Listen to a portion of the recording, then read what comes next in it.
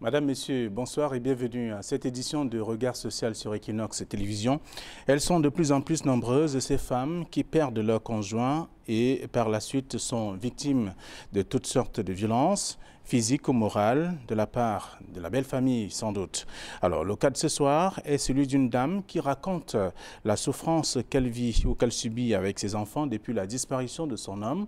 Voyez-vous, plusieurs années déjà qu'elle vit à la Belle Étoile à cause notamment des déboires qu'elle subit et justement des déboires créés ici par les membres de sa belle famille. Comment comprendre le phénomène? Nous tentons de comprendre justement cela ce soir avec le cas social de ce jour et juste après nous allons accueillir des experts qui pourront également nous donner quelques éléments de réponse, que dis-je, des pistes et d'éléments qui pourraient également nous permettre de comprendre aussi quelles sont les raisons véritables de la souffrance des femmes qui perdent leurs hommes quelque temps après et sont victimes des atrocités. Une fois encore, bonsoir et bienvenue à cette édition de Regard social.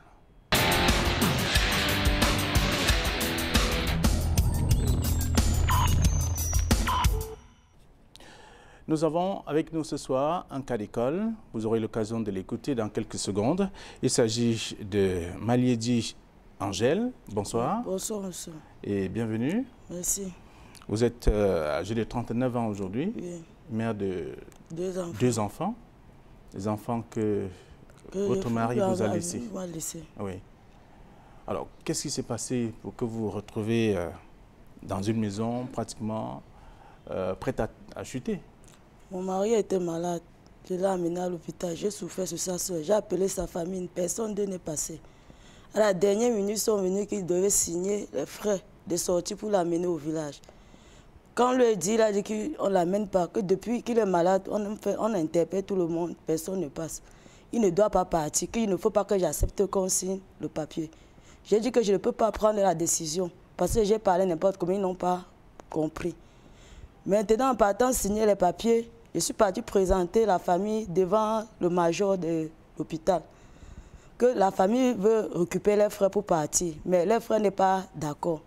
Le major a dit que oui, qu'il dépose l'argent qu'on a dépensé, on signe les papiers. Moi, en retournant pour lui dire que voilà tes frères qui sont en train de vouloir signer les papiers pour que vous partez au village. En venant, il montait.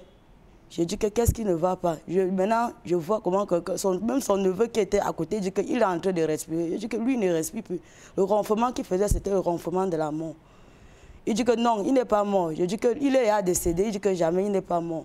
Je suis partie, j'ai mis la main sous le cou. Ça ne battait pas. Je mets les oreilles sur la poitrine, ça ne bat pas. Je tape même n'importe comment, il ne bouge pas. Comme il est décédé, avec les yeux ouverts, j'ai fermé ses yeux, arrangé sa main. Arranger les pieds parce qu'il est mort, étant écarté comme ça. J'ai arrangé, je suis tombée évanouie. Je me suis retrouvée à minuit, seule, abandonnée à moi-même. Même mes enfants n'étaient pas là. Parce que je les ai laissés à la maison, à la voisine. Quand je suis partie, j'ai dit que ouais, attendez, il y a peu ma famille. Ils ont dit que non, ils partent seulement avec les frères. Ils ont pris les frères et partis. On est arrivé au village au matin. Ma famille n'était pas là. J'ai dit que attendez, on peut mettre la morgue traditionnelle attendant que les maisons que partent chercher les enfants pour les amener. Ils ont refusé. Les discussions, tout comme ça. Après, ils m'ont abandonné. Ils ont dit que je lave le corps. J'ai dit que j'ai souffert à l'hôpital, moi seule. Sur ce malade, je ne peux plus moi laver le corps parce que je ne connais pas comment on lave le corps des malades. Son oncle m'a commencé à m'insulter, bavarder, me montrer à tout le village que c'est moi qui ai fait que les frères meurent. J'ai dit que moi, quand il était malade, vous avez appelé, personne n'est venu. Maintenant, quand il est décédé, vous m'accusez que j'ai fait quoi sur ça? Je n'ai rien fait sur ça, j'ai fait mon devoir. Même sa soeur qui était là sur place n'a pas pu venir à l'hôpital. Même tous ses neveux qui étaient là, qui a souffert sur eux. Personne n'est venu, ils sont venus qu'à la dernière minute, puisqu'il a rendu l'âme comme ça. Même les enfants, personne. Les enfants n'ont pas vu comment on enterrait les pères. Mais quand ils sont arrivés lundi matin, je suis partie leur montrer la tombe de leur père, que c'est ici qu'on a gardé votre père. Ceux qui est parmi qui ne parlent pas, ne comprennent pas. C'est ceux qui parlaient, qui disent que maman c'est comment. Je dis que c'est ici qu'on a enterré votre père est décédé. De jour en jour, elle me demande que papa vous dit que vous avez montré la tombe de votre père. C'est ici qu'on avait gardé votre père. Tu ne peux plus voir ton père à jamais. Le Seigneur a pris ton père. Ceux qui ne parlent pas, je fais n'importe comment, elle ne réagit pas. Je fais n'importe comment, elle ne réagit pas. Elle regarde seulement la tombe comme ça. Maintenant, alors, vous voulez dire que parmi les enfants, il y a Un enfant qui ne parle pas. Qui ne parle pas. Parce que c'est une fillette. C'est une fillette. La maladie, la méningite l'est prise. Après la méningite, on a dépensé à l'hôpital d'ici de Cité des Palmiers. Elle est sortie. On a suivi tout son traitement, elle est sortie. Mais quand son père était là, par moment, elle prononçait « pas ». Quand elle veut faire les seins pisser, elle dit « pas ». Le père se lève et dit c'est quoi? Il dit elle arrête, elle se courbe qu'elle veut pisser.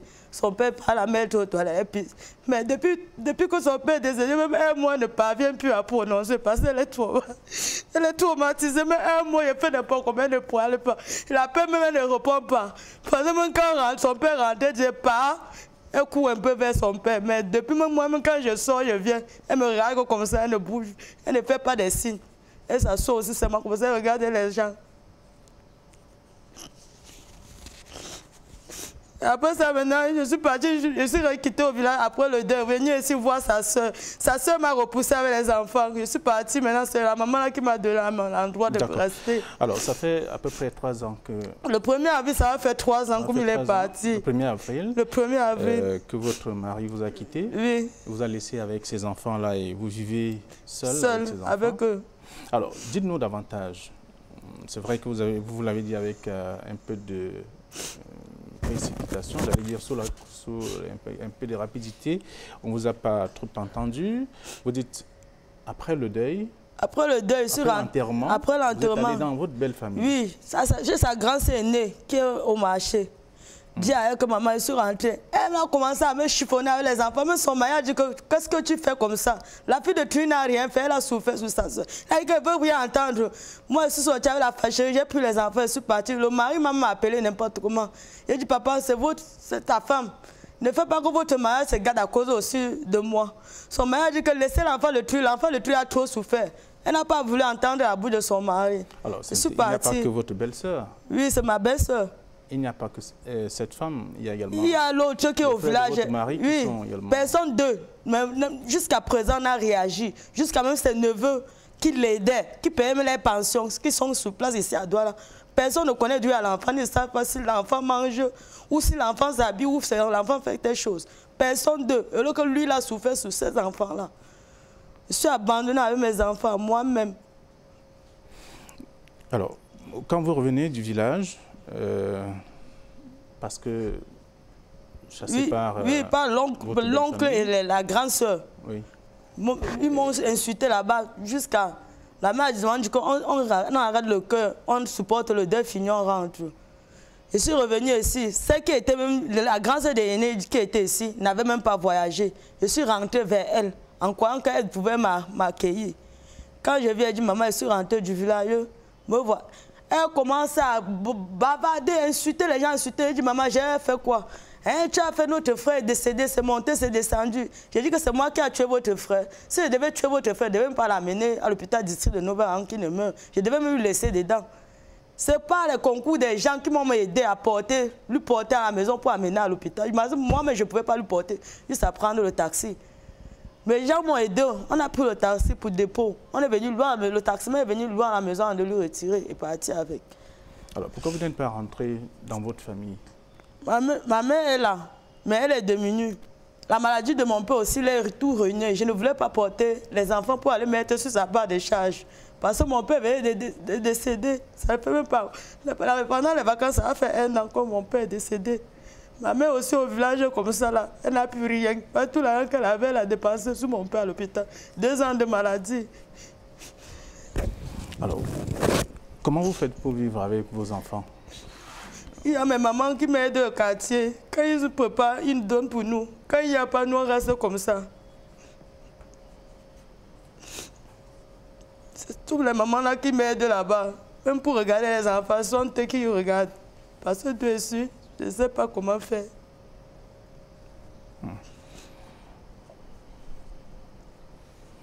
Votre mari n'a pas laissé de maison? Pas de maison, rien. Rien. Oui.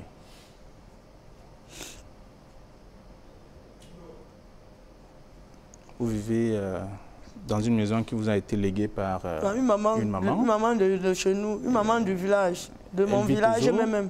Elle est décédée elle-même aussi. Ce sont ses soeurs qui sont là pour le moment. Et je m'attends, un beau matin, peut-être ce soeur peut apparaître et dire qu'il faut qu'il libère les maisons. Et la maison est prête aussi à tomber. Donc, je ne sais pas comment faire.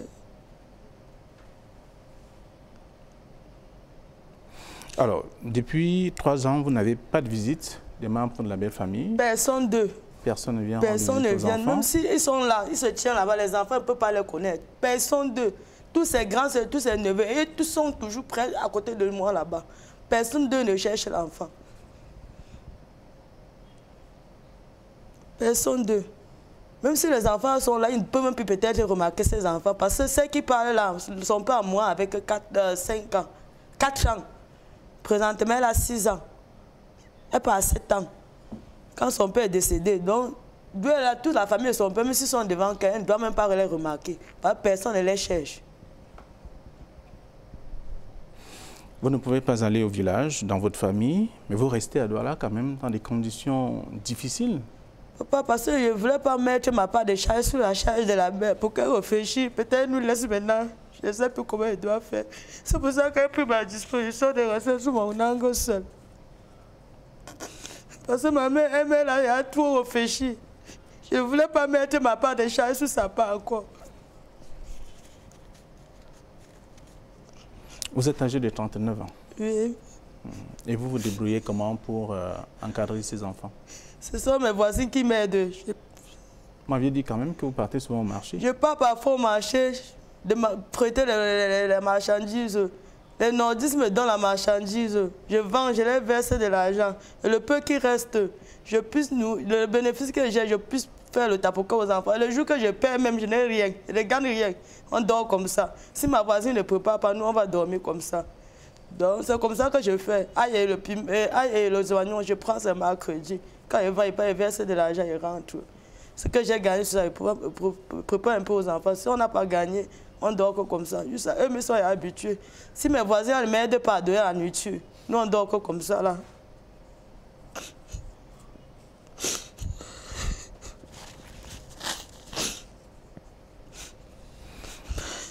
On a vu des enfants avec des tenues d'école. La tenue de l'école, c'est ce qu'ils ont fréquenté l'année passée. Cette année, je n'ai même pas eu l'argent pour les envoyer à l'école. Eux tous sont qu'à la maison. Je n'ai pas eu l'argent même peu pour les envoyer. Parce que la marchandise qu'elle avait pris au Nordis, on a cassé le magasin, porté tout ça parti avec. Donc d'où je suis ici d'abord endetté. Je ne connais pas comment il va faire pour payer l'argent. Cette année, la tenue là, c'était la tenue de l'année passée. Cette année, ils ne sont pas là à l'école. Alors, pour combien de temps encore vous allez vivre dans ces conditions? Papa, et puis les hommes de bonne volonté, s'ils peuvent m'aider à envoyer ces enfants à l'école, pour qu'ils deviennent aussi quelqu'un dans la vie. C'est ce que si on te fait la prière pour ça. Pardon, je ne sais pas, je ne peux pas m'en sortir seul.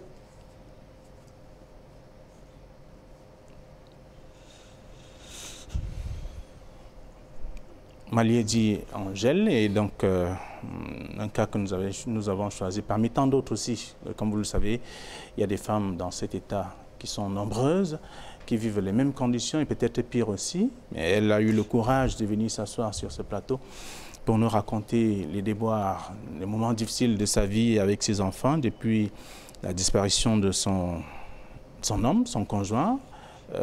Il ne vous avait pas encore doté, vous n'étiez pas encore allé rencontrer le maire? Non. Mais il allait voir votre famille? Oui, ma mère, ma famille même. Il s'apprêtait à aller voir? Oui, on s'apprêtait qu'on devait aller signer l'acte de mariage. La maladie lui est pris. Après ça, la maladie, la mort.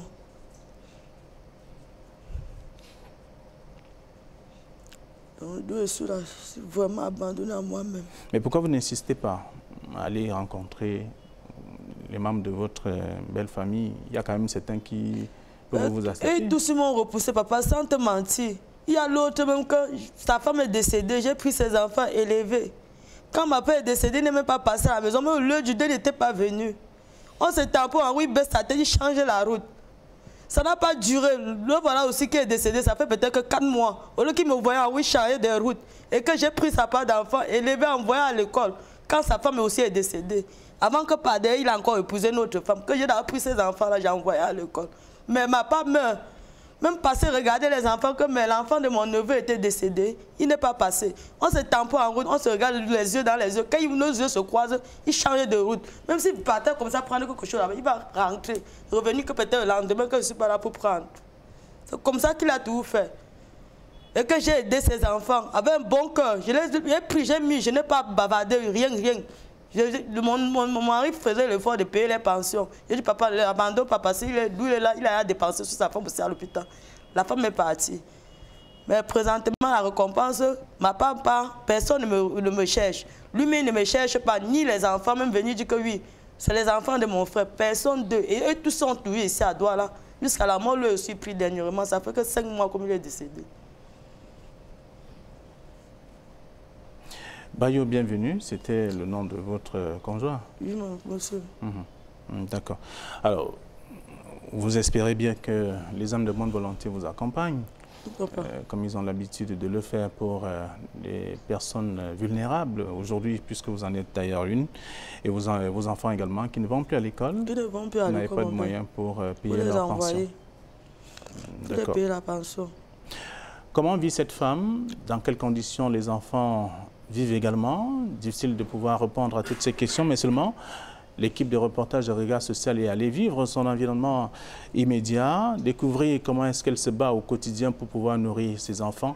C'est dans ce reportage de Cédric et Warren que je vous invite à suivre. Et juste après, nous allons accueillir nos experts. Proie des mêmes, Angèle n'a plus que ses yeux pour pleurer lorsqu'elle se rappelle des jours heureux qu'elle vivait avec son mari et ses enfants. La foi et la prière étant les seules choses auxquelles elle se raccroche encore. Depuis que ma belle famille m'a chassée, ça fait 3 ans que je suis dans cette maison. Personne ne me cherche, ni même ses neveux. Lui-même, il a pu les soutenir, les envoyer à l'école. Personne ne cherche ses enfants. Alors que c'est les pères qui payent la pension de ses neveux. Mais le voilà qui est parti, ses propres enfants n'arrivent pas à partir à l'école. Et ils sont là, la majorité à l'université. Et personne ne les cherche, d'autres ne fréquentent même plus. Alors que ce sont eux. C'est lui qui les a pris, élevés, envoyés à l'école. Ça me fait tellement mal que je vois mes enfants qui sont en train de souffrir et que mon mari a aidé les autres. Donc, ma part en train de souffrir. Alors que s'il gardait peut-être ses économies, que ses enfants soient à l'aise, il a pu aider un peu ses frères en sachant que s'il n'est même pas là, ses frères peuvent vraiment l'aider à regarder aussi ses enfants. Mais personne d'eux ne cherche lui à les enfants. Ils m'ont plutôt chassé. Donc je suis là. Moi, c'est ce Dieu seul qui sait comment il nous protège dans cette maison. Il est le seul. Les maisons sont percées partout, les trous sont partout. Sauf le Seigneur seul qui nous garde dans cette maison. Il est le seul. Parce que sans lui, je ne sais pas comment quelqu'un peut vivre dans cette situation-là. Si mon mari était vivant, que je ne suis pas dans cette situation-ci. Quand mes enfants me parlent par moment, ils pleurent. Ils me sont la première personne à pleurer, surtout ceux qui parlent là. Il y a l'autre qui ne parle pas à cause de la ménagerie. Ceux qui parlent là, c'est eux qui prononcent parfois les mots et demandent parfois. Quand ils sont même alors malades, c'est grave. L'autre dit, maman, on va boire quoi? Il dit que non, le Seigneur va nous aider à vous donner les remèdes. Il va prier, on va prier, le Seigneur va comprendre, ta maladie va finir. Ceux-ci ne parlent pas, elle nous regarde aussi seulement comme ça. Et au moment, la ménagerie l'a pris. Quand elle parlait. Après la ménagerie, même parler, elle ne parlait plus. Mais au vivant de son père, prononçait quand même les mots, même pas. Mais depuis que son père est décédé, même un mot, même parler, elle ne prononce plus rien. Elle nous regarde aussi comme ça seulement. Angèle et ses enfants survivent aussi grâce à l'aide des voisins, touchés par sa situation. Depuis comme son mari est mort, l'a laissée là seule avec les tout petits que vous voyez là, elle souffre beaucoup. Surtout alors la grande saison des pluies là, nous-mêmes nous ne parvenons pas à dormir. On avait l'idée toujours qu'elle doit faire comment avec le grand vent qui vient avec la pluie, que peut-être la maison si même peut même tomber là sur elle dedans avec les enfants. Parce que quand il pleut, il y a inondation ici, il n'y a même pas moyen de passer. Parfois, elle vient même chez moi rester avec les enfants jusqu'à l'eau baisse, comme l'eau doit descendre avant qu'elle entre dans la maison. Elle sort, elle se défend un peu aussi là au marché avec un peu de ail. Avec un peu de ail qu'elle peut prendre au Maguida, au marché des oignons là, à crédit. Donc avant de tourner aussi un peu comme ça, avant de remettre l'argent. C'est ça qui lui fait aussi un peu à manger avec les enfants. Et voilà le quotidien d'Angèle et bien entendu le quotidien de ses enfants également, parce que c'est une petite famille qui vit dans des conditions difficiles. Vous avez eu l'occasion de regarder les images et suivre également ce reportage qui vous édifie sur la souffrance de cette petite famille. Et avec nous, Angèle toujours avec nous sur ce plateau, également nos experts qui s'installent progressivement. Dr Ougain Fosso Jeannette, bonsoir. Bonsoir, M. Flavien Valondongo. Vous êtes anthropologue, enseignante d'université et vous avez suivi avec beaucoup d'intérêt ce reportage, le témoignage d'Angèle. Oui, j'ai suivi comme tous les téléspectateurs. Il faut dire que plusieurs problématiques se dégagent de son témoignage. Le problème de migration interne, le problème de logement en milieu urbain, le défaut de scolarisation des enfants qui sont encore mineurs et l'accès au logement et on va dire aussi à l'emploi en milieu urbain. C'est déjà les premiers éléments et aussi la problématique de la prise en charge des enfants en situation difficile dans notre pays qui interpelle fort heureusement ou malheureusement le ministère des Affaires sociales, le ministère de la Promotion de la Femme et de la Famille, qui sont malheureusement les parents très pauvres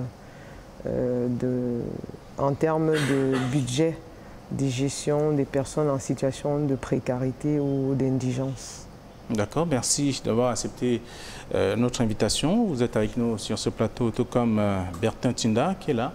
Bonsoir Bertin. Bonsoir Flavien.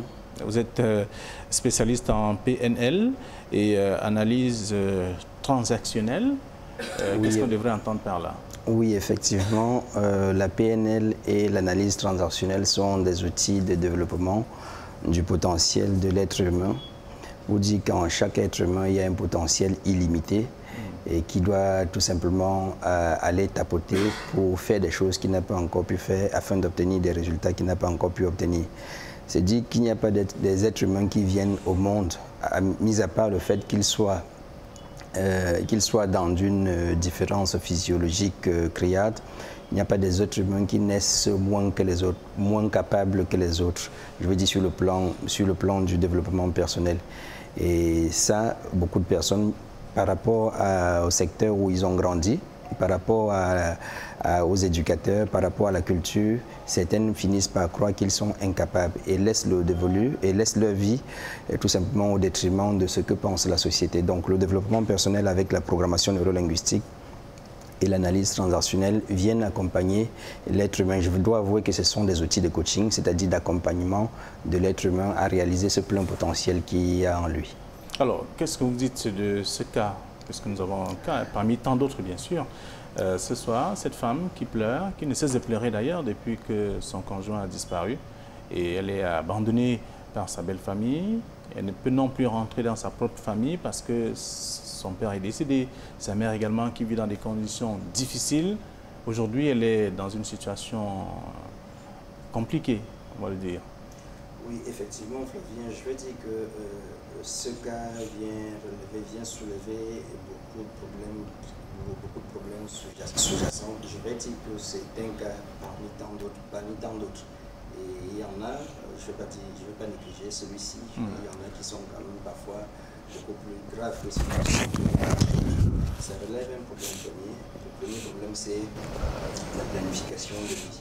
Parce que la planification de vie, c'est-à-dire que chaque être humain devrait déjà, dans un premier temps, savoir qu'il est venu sur la Terre pour une mission de vie. Et dans cette mission de vie, il doit organiser son projet à lui. Donc, la vie est impersonnelle. La vie, c'est une question de choisir et de payer le prix. Ce projet de vie, on doit le développer pas après que l'on se soit marié, pendant qu'on est en train de se marier, on doit le développer dès la naissance ou bien dès le moment où on prend conscience que notre vie ne nous concerne que nous. Ça, c'est le premier problème, la planification de vie pour soi. Et le second problème, c'est l'éducation au mariage. Parce que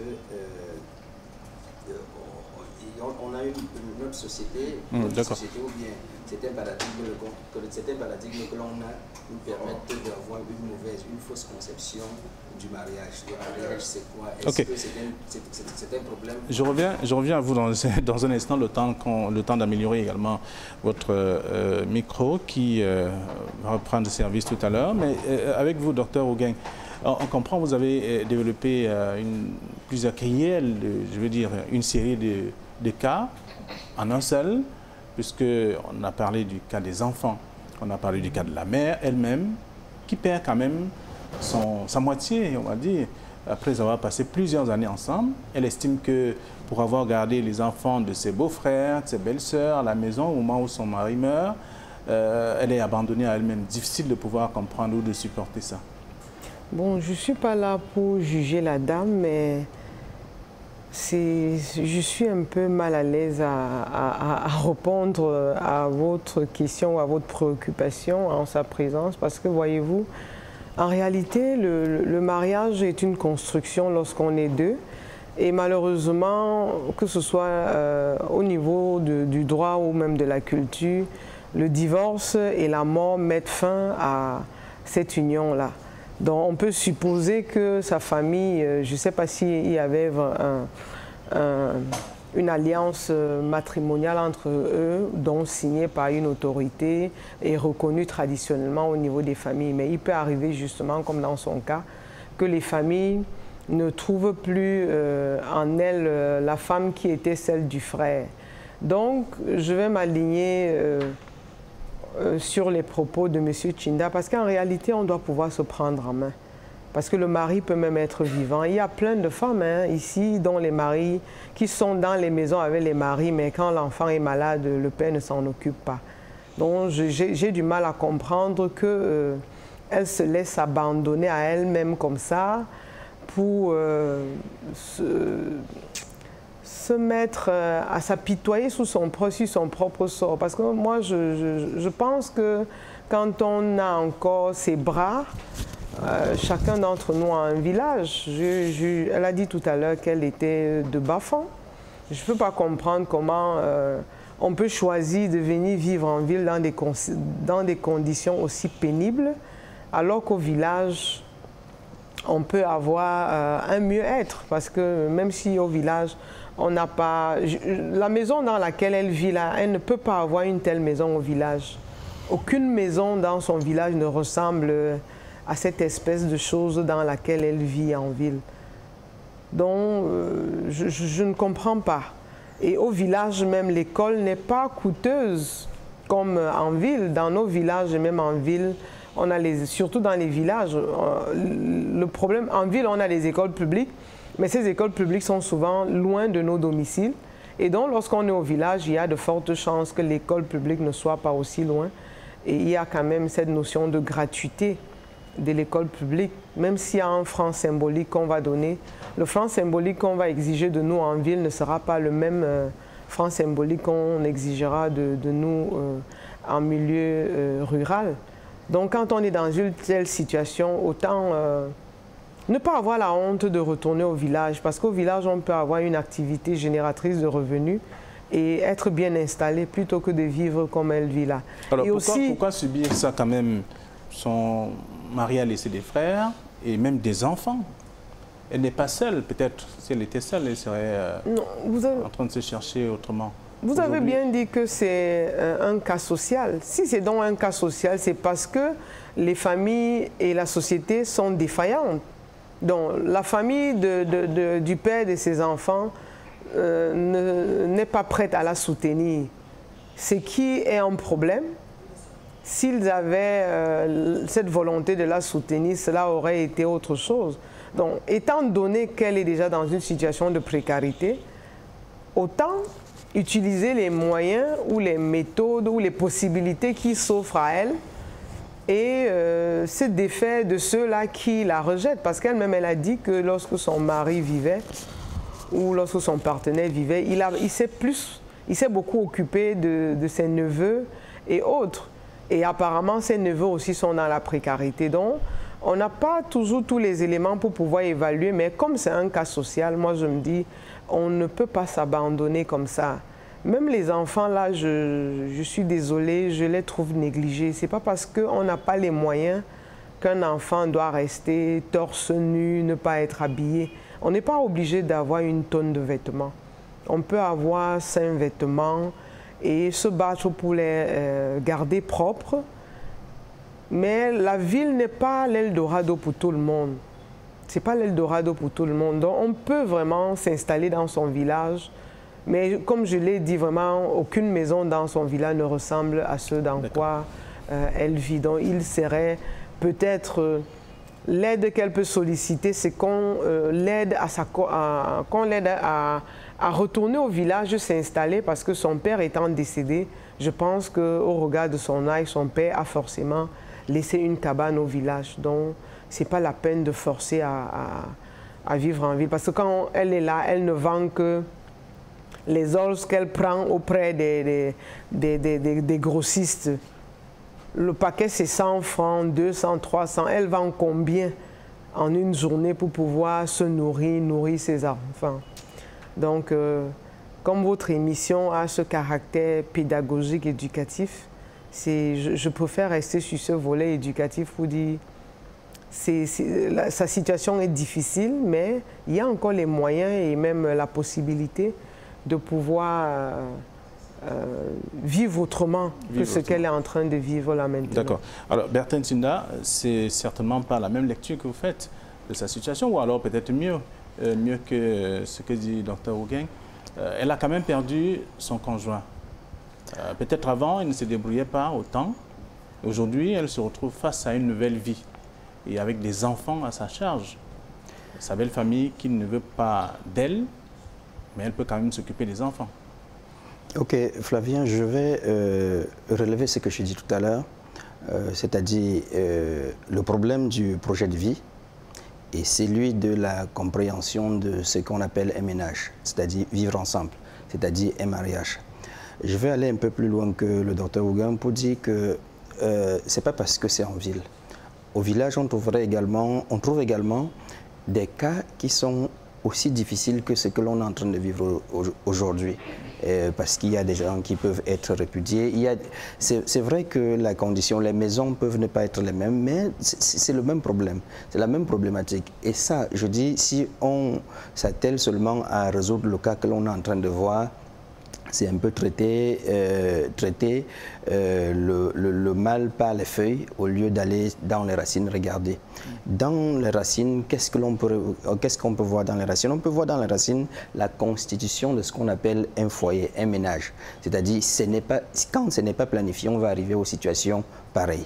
Dans la planification d'un ménage, c'est de savoir qu'est-ce que l'on met ensemble, qu'est-ce qu'on ne met pas ensemble. C'est à partir de là que quand on commence des fiançailles, par exemple, on dit qu'est-ce qu'on met ensemble, qu'est-ce qu'on ne met pas ensemble. Ça veut d'abord dire quoi, le mariage? Ça veut dire que je dois être meilleur avec toi que quand je ne l'étais seul. Aussi bien du côté de l'homme que du côté de la femme. Alors, on fait comment pour y aller? Parce qu'aujourd'hui, on a cette fausse croyance qui nous fait croire que, ou bien qui nous fait penser que quand on est amoureux de quelqu'un, du coup, il faut fonder un ménage dans lequel vont naître des enfants qui sont en train de subir, tel que vous avez vu tout à l'heure, de façon... C'est vrai qu'aucun enfant ne choisit de venir sur la terre, mais quand nous choisissons de donner naissance aux enfants sans avoir fait une planification de notre ménage, de notre projet de vie, on arrive à des situations pareilles. Donc, dans un ménage, parce que je le précise, pourquoi? Parce que ce cas doit pouvoir enseigner d'autres. Votre émission est une émission dans laquelle soit on accompagne ceux qui sont là, qui sont dans des situations difficiles à se relever et à se mettre debout, soit elle aide les personnes qui devraient tomber dans ce piège ou bien qui devraient tomber dans cette situation à être beaucoup plus prudents et de ne pas s'aventurer ou bien de ne pas avancer sans tenir compte d'un certain nombre de choses. Donc du coup, moi je pense que cette émission, cette émission présente doit pouvoir enseigner ceux-là qui pensent qui s'engagent dans des ménages avec des hommes, je ne vais pas commencer maintenant à regarder les niveaux de responsabilité. Parce que dans les niveaux de responsabilité, on aura la responsabilité de l'homme qui n'a pas planifié avec elle. Mais la personne qui subit aujourd'hui, c'est elle qui est en train de subir, ce n'est pas l'homme. L'homme est déjà parti. Maintenant, je voulais dire, on aurait pu dégager la responsabilité des hommes et ceux qui sont vivants. Qu'est-ce que je laisse derrière moi? Est-ce que je laisse des dettes? Est-ce que je laisse des problèmes? Est-ce que je laisse ci ou ça? Ça leur permet de pouvoir faire une planification nécessaire pour que, quand ils ne sont pas là, au moins que la femme sache sur quoi elle doit s'accrocher. J'ai suivi tout à l'heure dans l'émission, non pas dans l'émission, je l'ai suivi tout à l'heure raconter comment est-ce que son beau-frère ne la saluait pas, ou bien quand les regards se croisaient, il tournait la tête. Ça fait partie de cette construction du ménage. Le ménage, c'est un peu comme une entreprise. L'homme qui vient avec son projet de vie, la femme qui vient avec son projet de vie, les deux ensemble se mettent pour forger ce qu'on appelle le projet commun. Donc c'est un projet commun pour le futur. Le mariage est un projet commun pour le futur dans lequel naissent les employés, je dis entre guillemets, qui sont les enfants, c'est-à-dire les collaborateurs qui sont les enfants. Et du coup, cette entreprise doit péricliter avec d'autres entreprises qui sont l'oncle, qui sont les frères, qui sont la maman, pour qu'au cas où on est en difficulté, que l'on puisse se pencher d'un côté ou bien de l'autre pour dire, voilà, je suis en difficulté. Est-ce qu'on peut m'apporter du soutien ou pas? Mais si on vit en ermitage, c'est-à-dire comme si on était seul, on doit aussi subir. Je ne dis pas que qu'on va exercer la loi du talion. Ce n'est peut-être pas le cas pour elle, parce qu'elle a quand même, elle dit avoir gardé les enfants de ses beaux-frères et autres, pendant que son homme était en vie aussi. Exactement, oui. Je ne dis pas que c'est elle que j'accuse, mais je veux dire, dans une vie de couple, il y a plusieurs projets. Il y a ce projet social et familial. Il y a le projet financier. Il y a le projet spirituel. Il y a le projet santé. Qu'est-ce qu'on en a fait de tous ces projets pendant qu'on est... J'ai dit tout à l'heure que cette émission éduque. Ça éduque également ceux qui sont en train de nous écouter et qui sont peut-être dans la même situation. Ça éduque également ceux qui ont envie de s'aventurer pour savoir qu'est-ce qu'il faut faire exactement. Alors, Dr Wogang, on parle quand même de mort ici. Il y a des enfants qui n'ont pas demandé en aide, mais qui subissent. Vous avez donné votre point de vue, mais quand même on comprend que nous sommes des Africains. Oui, nous sommes certes des Africains, mais cette Afrique-là est en train de subir de très grandes influences qui arrivent jusque dans nos familles. Parce que si on s'en tient juste à quelques éléments qui nous sont présentés par Angèle, il est clair qu'il y a d'abord l'hypothèse est que plusieurs personnes qui l'entourent ou qui l'entouraient du côté de sa famille étaient déjà en situation de difficulté. Parce que son partenaire qui n'est plus s'occupait déjà de ses neveux et nièces. Au point où je ne suis pas certaine, sans vouloir justifier le comportement des oncles et tantes des enfants que nous avons vus tantôt, il est peut-être possible que ces derniers soient dans la précarité. Parce que parfois, les gens fuient les autres parce qu'ils ont peur de porter les problèmes de ces personnes-là. Et ils pensent que la solution, c'est de faire comme s'il y avait, c'est de briser le lien qui existe entre nous et ces personnes. Parce que ces 4 enfants que nous avons vus, sa belle-sœur, qui n'a pas voulu la recevoir, et la tante de ses enfants, et donc la sœur de leur papa, dont il aurait fallu qu'elle puisse s'en occuper. Mais comme elle n'est pas là pour nous en donner les raisons, on ne peut que déplorer cette situation.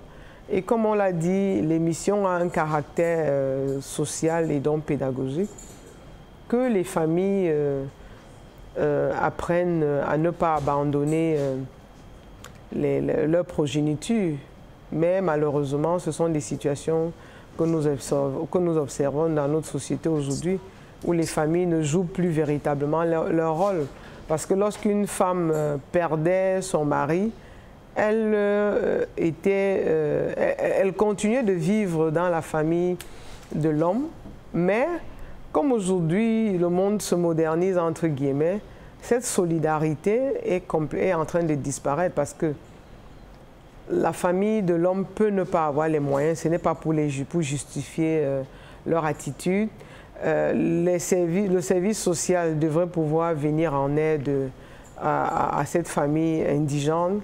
Le ministère de la promotion de la femme et de la famille pouvait aussi jouer son rôle, mais au regard du budget qui est celui de ces ministères, on peut conclure qu'ils ne sont pas toujours, qu'ils n'ont pas toujours les moyens nécessaires pour subvenir, pour prendre en charge toutes ces personnes qui passent soit dans votre émission ou alors qui sont dans nos différentes sociétés.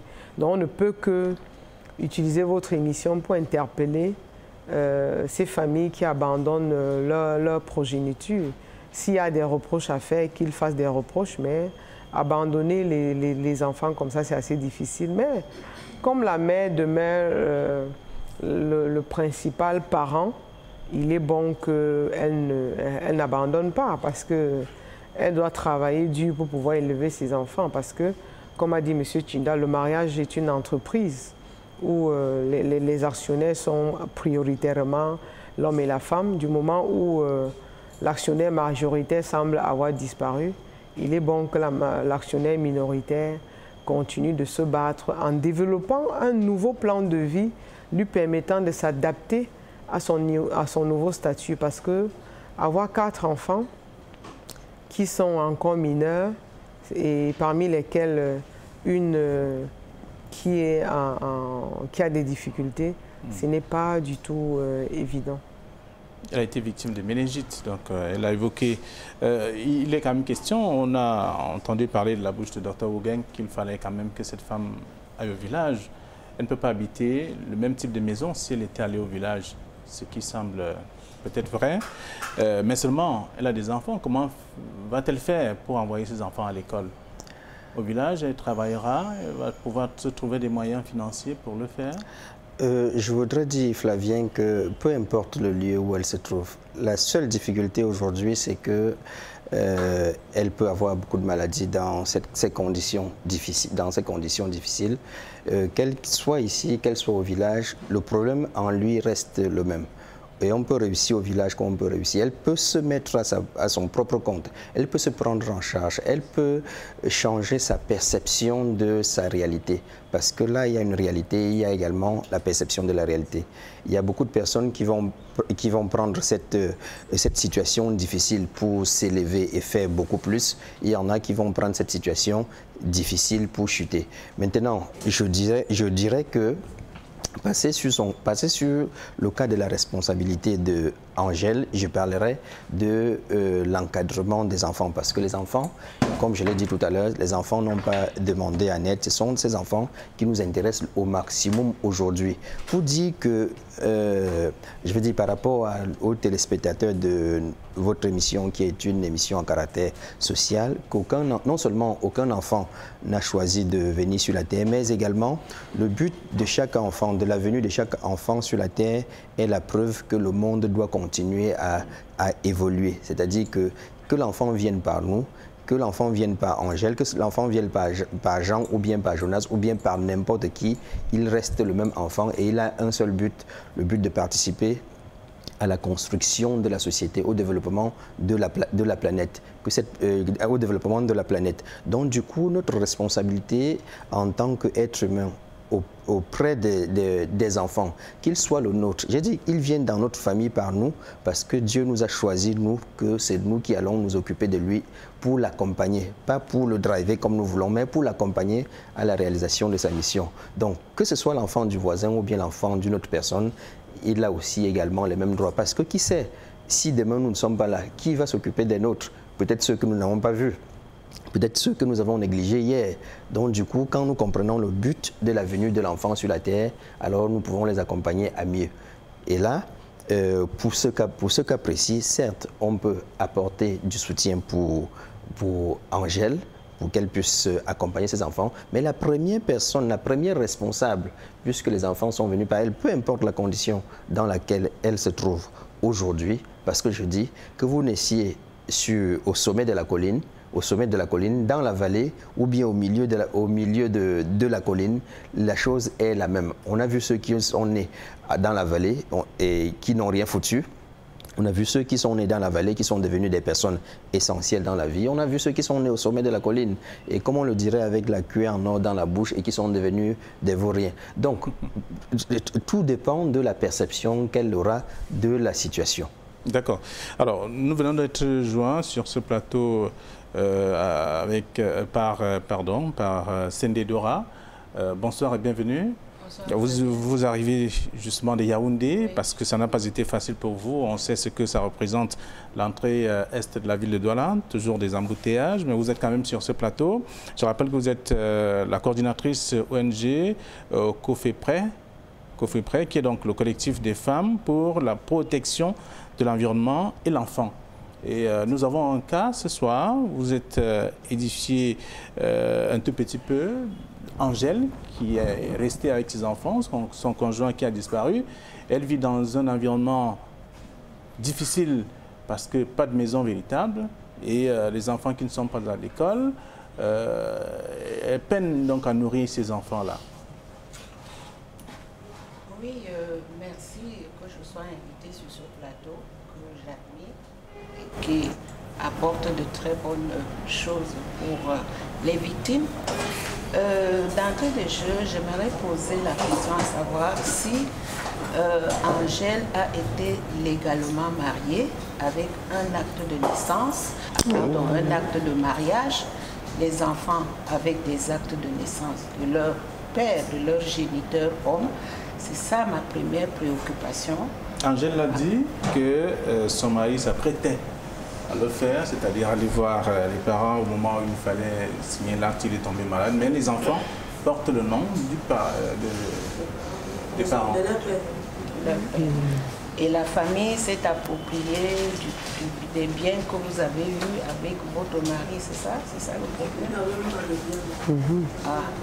Alors le mari décède, elle voudrait retourner dans sa belle famille, mais elle est pourchassée. Elle est refoulée. Oui, ce n'est que normal. On ne la reconnaît pas comme épouse de ce défunt monsieur parce qu'il n'y a rien qui authentifie leur union.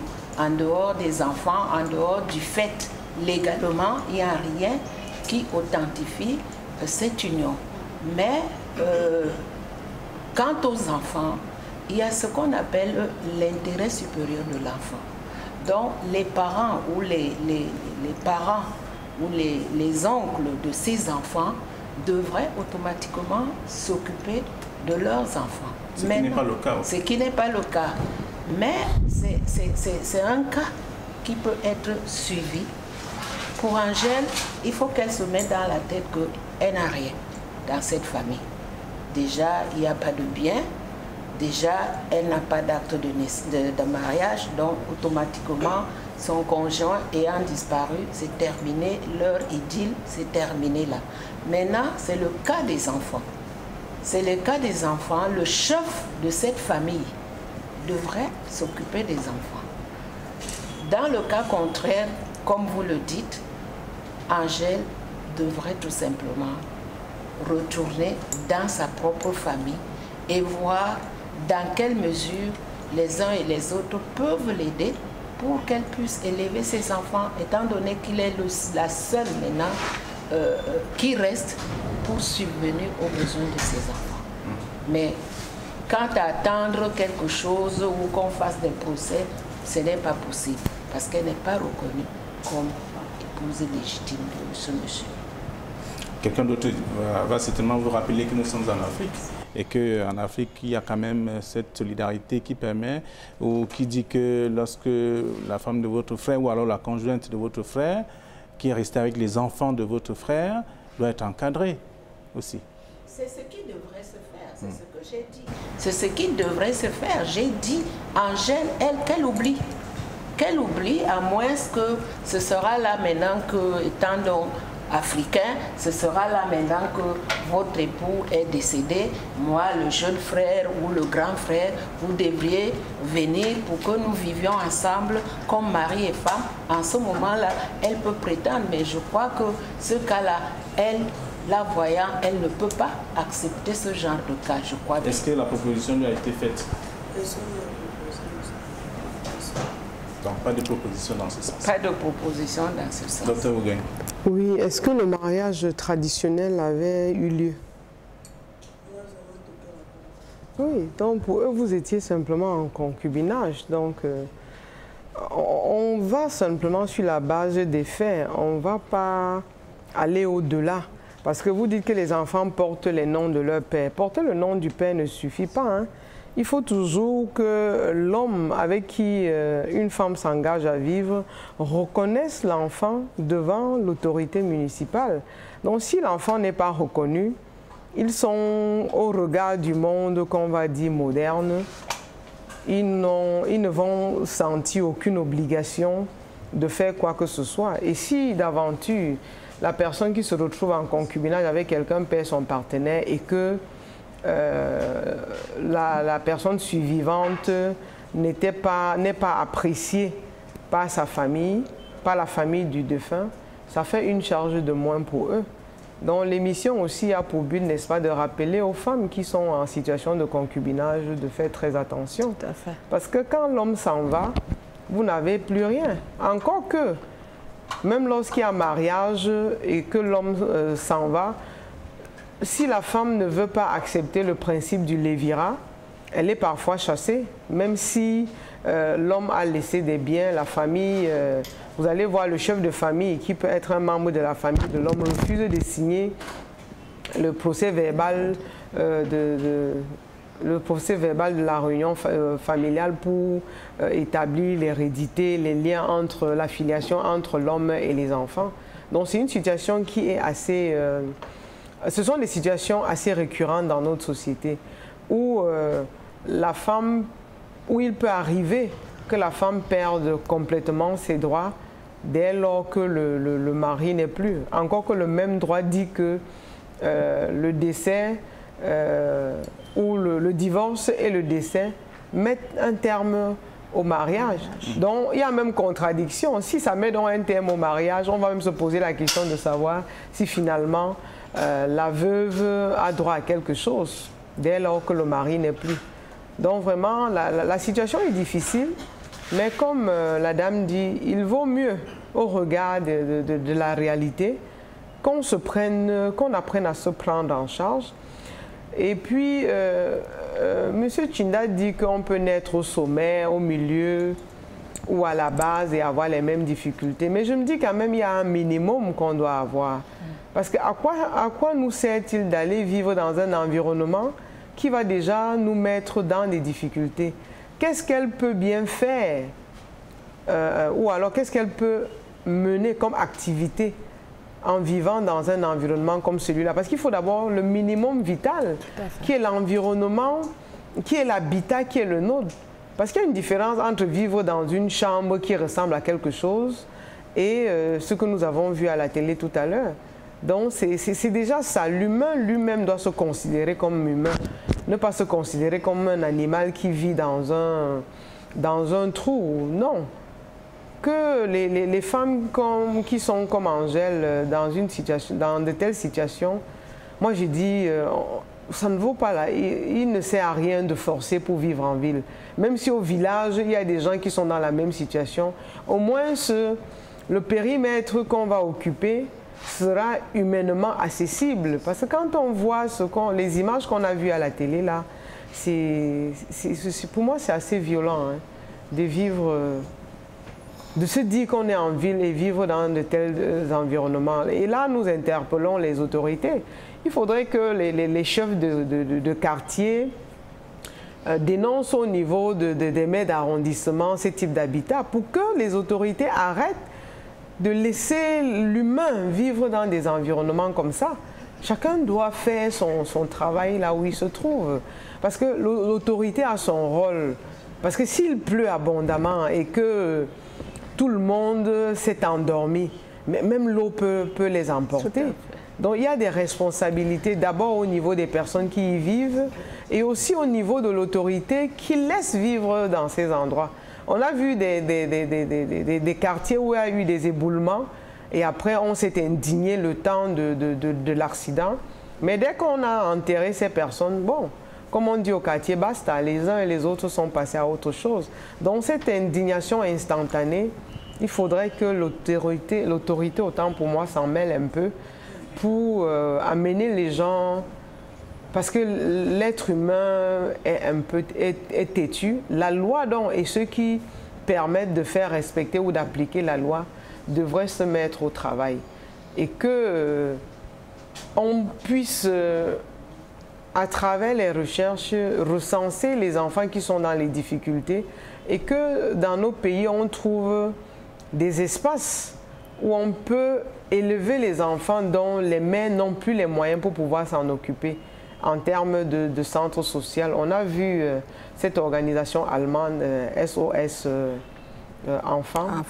Bon, un projet que je n'apprécie pas beaucoup, mais qui a des aspects positifs parce qu'on permet aux femmes de s'occuper, d'être des mères sociales pour d'autres enfants, mais elles aussi, c'est comme si on les obligeait à ne pas devenir des mères sociales. Donc vraiment, il est bon que les autorités fassent leur travail lorsque l'humain décide de se déshumaniser. Alors, je voudrais rester avec Sendé Dora. Est-ce que vous qui êtes beaucoup plus, vous travaillez davantage avec le ministère des Affaires sociales et de la promotion de la femme et de la famille, pourquoi ne pas faire le tour dans des quartiers aussi, chercher des enfants en pareille situation, des femmes en pareille situation et faire des propositions, les orienter autrement, parce qu'on ne les voit pas beaucoup. Elles attendent... Vous savez... Les décideurs attendent plus les gens dans leur bureau.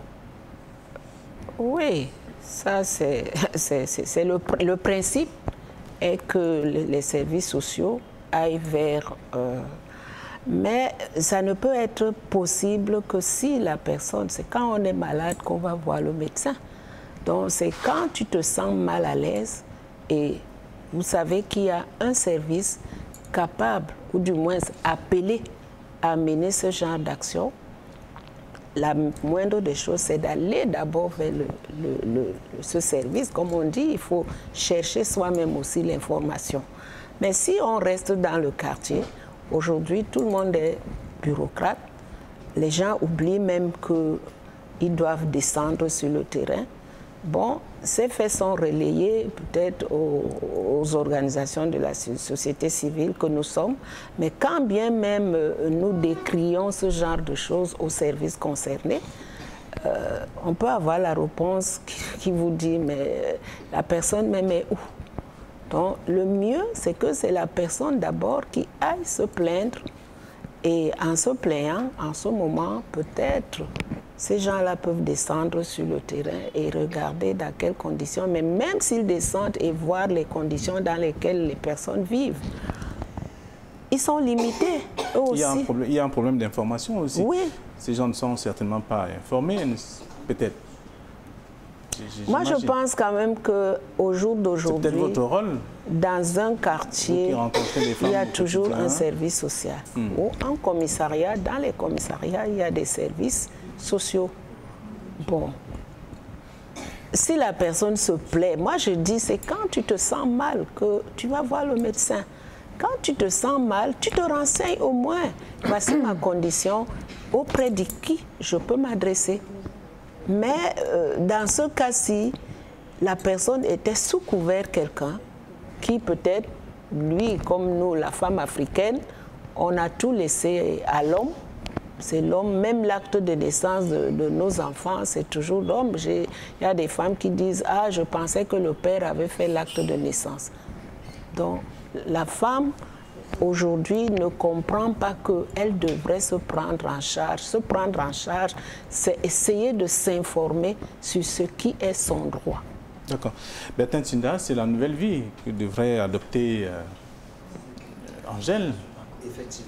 Effectivement, Flavien, c'est au-delà de la nouvelle vie que devrait adopter Angèle. Je dirais qu'il y a un problème de responsabilité individuelle.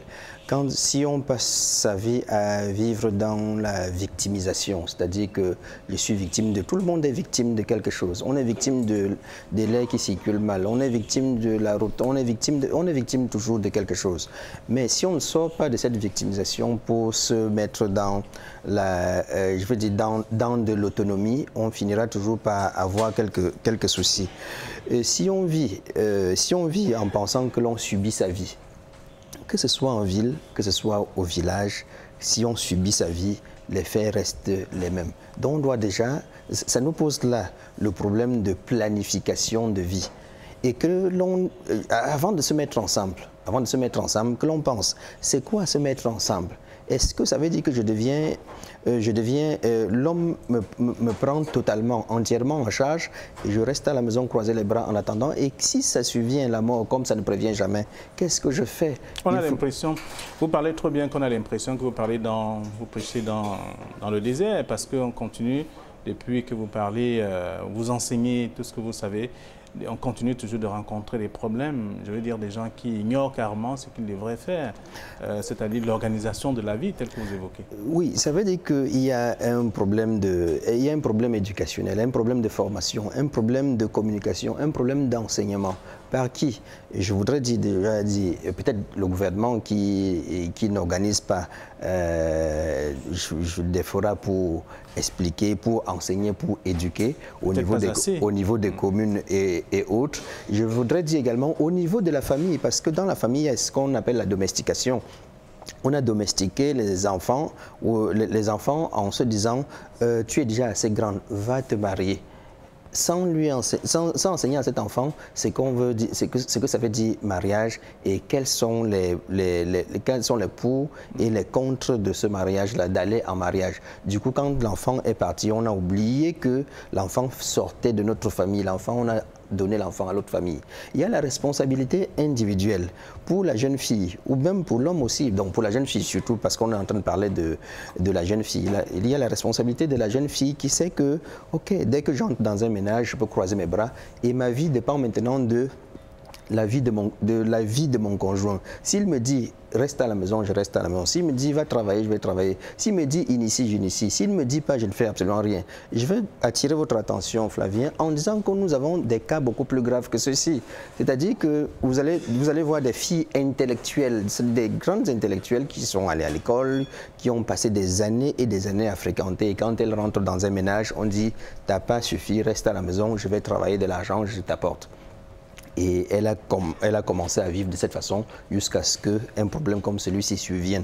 Donc, je dis, la responsabilité, si nous ne faisons pas quelque chose au niveau individuel, en prenant notre vie en main, si nous ne prenons pas des choses au niveau collectif, collectif, en étant parents, en étant communauté, à enseigner à nos enfants que va à l'école, aie des diplômes, mais tu dois pouvoir être une créatrice de richesse et non une consommatrice de richesse. Si on ne fait pas des choses au niveau du gouvernement, au niveau du gouvernement, en disant que nous avons des populations, encadrons ces populations, éduquons ces populations pour qu'elles sachent que on est d'abord sur la terre pour son problème personnel. Parce que ce que vous ne savez pas, c'est que quel qu'en soit le problème que vous avez, si vous allez vous suicider, la vie ne sait même pas que vous êtes parti. Il y a combien d'êtres humains sur la Terre? Donc il est question de prendre sa vie, d'être responsable de sa vie. Et peu de gens peuvent prendre conscience de cela. C'est pour cette raison que j'invite beaucoup de personnes qui nous écoutent, qui nous regardent, soit de lire, soit de participer aux formations, soit de participer aux discussions qui sont des discussions constructives. On passe tout le temps à faire un peu de tout, mais on passe le temps à faire un peu de tout sans faire ce qui est correct ou bien qui est utile à notre propre vie. Si bien que quand arrive un problème, on se retrouve comme devant les chutes du Niagara et il n'y a que les chutes pour tomber. D'accord. Alors, Sindidora, on va faire des propositions, bien entendu, à Angèle, qui est avec nous, tout comme celles qui nous regardent en ce moment à la maison, qui n'ont pas eu la possibilité d'être là. Qu'est-ce qu'elle devrait faire pour sortir de ces difficultés qu'elle présente à tout le monde? Qu'est-ce qu'elle sait faire? Voilà.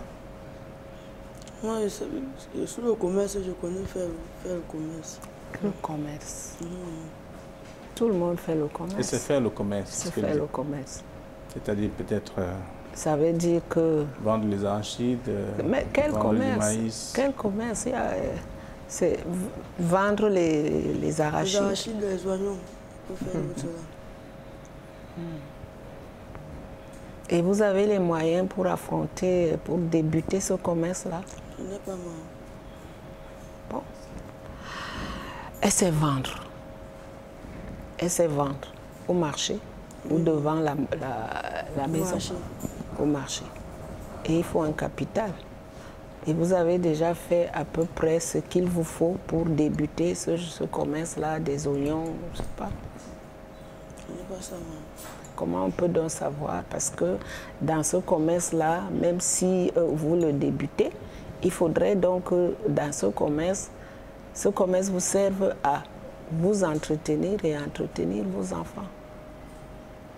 Il faut donc essayer d'apprendre même déjà à compter. Le problème, c'est pas, le fait n'est pas de vendre les oignons, mais le fait est de comment vous allez utiliser cet argent. Parce que vous êtes là devant un problème, je ne dirais pas grave, mais vous êtes là dans un problème qui n'est pas facile à résoudre. Donc, même si on vous donnait aujourd'hui 100 000, je suppose, si on vous donnait aujourd'hui 100 000, vous pensez que les 100 000 pourront vous aider à acheter déjà votre fonds de commerce et comment est-ce que vous allez le gérer? Et vous allez habiter où? Vous habitez où en ce moment? C'est ça. Excusez-moi, le village est où? À Bafan. Pardon? À Bafan. À Bafan. Elle est de Bafan, c'est ce qu'elle dit. Vous êtes de Bafan. Oui. Et la famille, votre famille, parce qu'il y a aussi le fait que dans la famille africaine, on peut aussi dire, vous êtes parti en mariage, vous n'avez plus rien ici.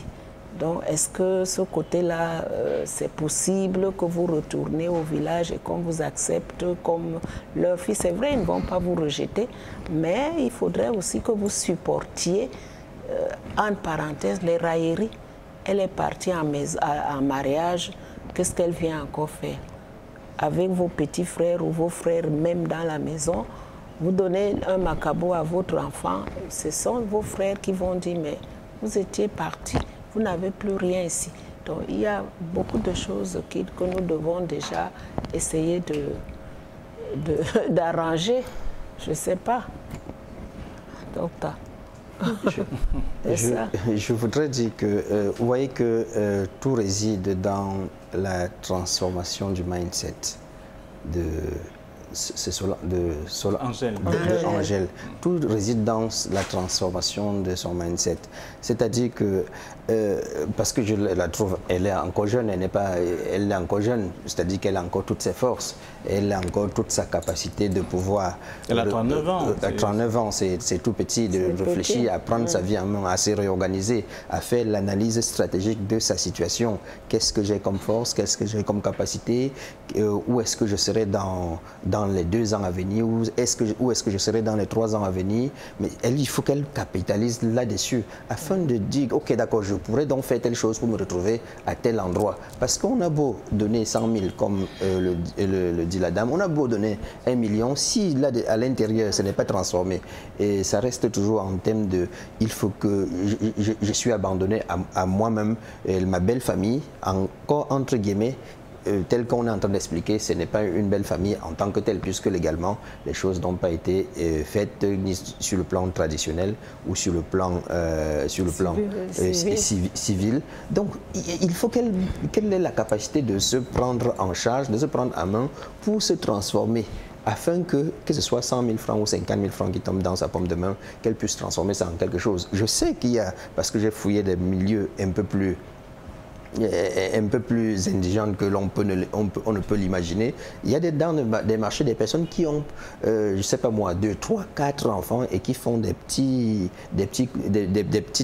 commerces, des petits travaux, mais qui intellectuellement, non, je veux dire psychologiquement, ont cette forte capacité et ont cette planification de savoir que je vais exactement à tel endroit. Et pour ça, si on met un peu là, on met un peu dans la pomme de main, ils vont transformer ça en or. Mais si vous n'avez pas déjà ça dans votre mindset, que ce soit 1 milliard que l'on dépose, les faits vont rester les mêmes. D'accord. Il est bien possible qu'elle bénéficie de quelque chose. On le sait bien puisque c'est regard social et qu'il existe notamment des hommes de bonne volonté pour accompagner ce genre de personnes. Et comme souvent des cas sur ce plateau, vous êtes enseignante et vous allez certainement lui dire ce qu'elle peut faire. Ou alors comment procéder pour gérer 100 000, peut-être 50 000 ou 10 francs, ça dépendra. Il faut déjà partir de là aussi. Non, avant de se prendre en charge, comme a dit M. Tchinda, il faut d'abord se remettre en question. Qu'est-ce que j'ai fait qui était bien? Qu'est-ce que j'ai fait qui n'était pas bien? Quelle est ma part d'erreur dans ce qui m'arrive? Parce que comme on l'a dit, Dame Dora l'a dit tout à l'heure, elle peut être partie sans le consentement de ses parents. Parce que généralement, quand on va faire le viens, on reste et que ça n'aboutit pas, ou on va en mariage et que les choses ne se passent pas bien, il y a toujours le toit familial pour nous accueillir. Donc même si on retourne dans la case familiale, elle a dit tantôt que son père n'est plus. Ça veut dire que quand elle vivait chez ses parents, elle avait quand même une chambre. Elle avait un espace où elle vivait. Donc elle peut, dans un premier temps, je ne pense pas que la maison familiale ressemble à ce que nous avons vu tantôt. Donc elle peut d'abord retourner dans la maison familiale. Si elle a offensé sa mère ou ses parents, qui sont encore vivants, qu'elles prennent le temps d'aller présenter les excuses pour que ces personnes comprennent qu'elle veut prendre un nouveau départ. Et puis, l'endroit où elle vit, c'est pas un espace où on devrait vivre. Donc, déjà quitter, parce que si elle vit là où nous avons vu tout à l'heure, même si on lui donne 500 000 francs, je ne vois pas comment elle va rentabiliser ces 500 000 francs.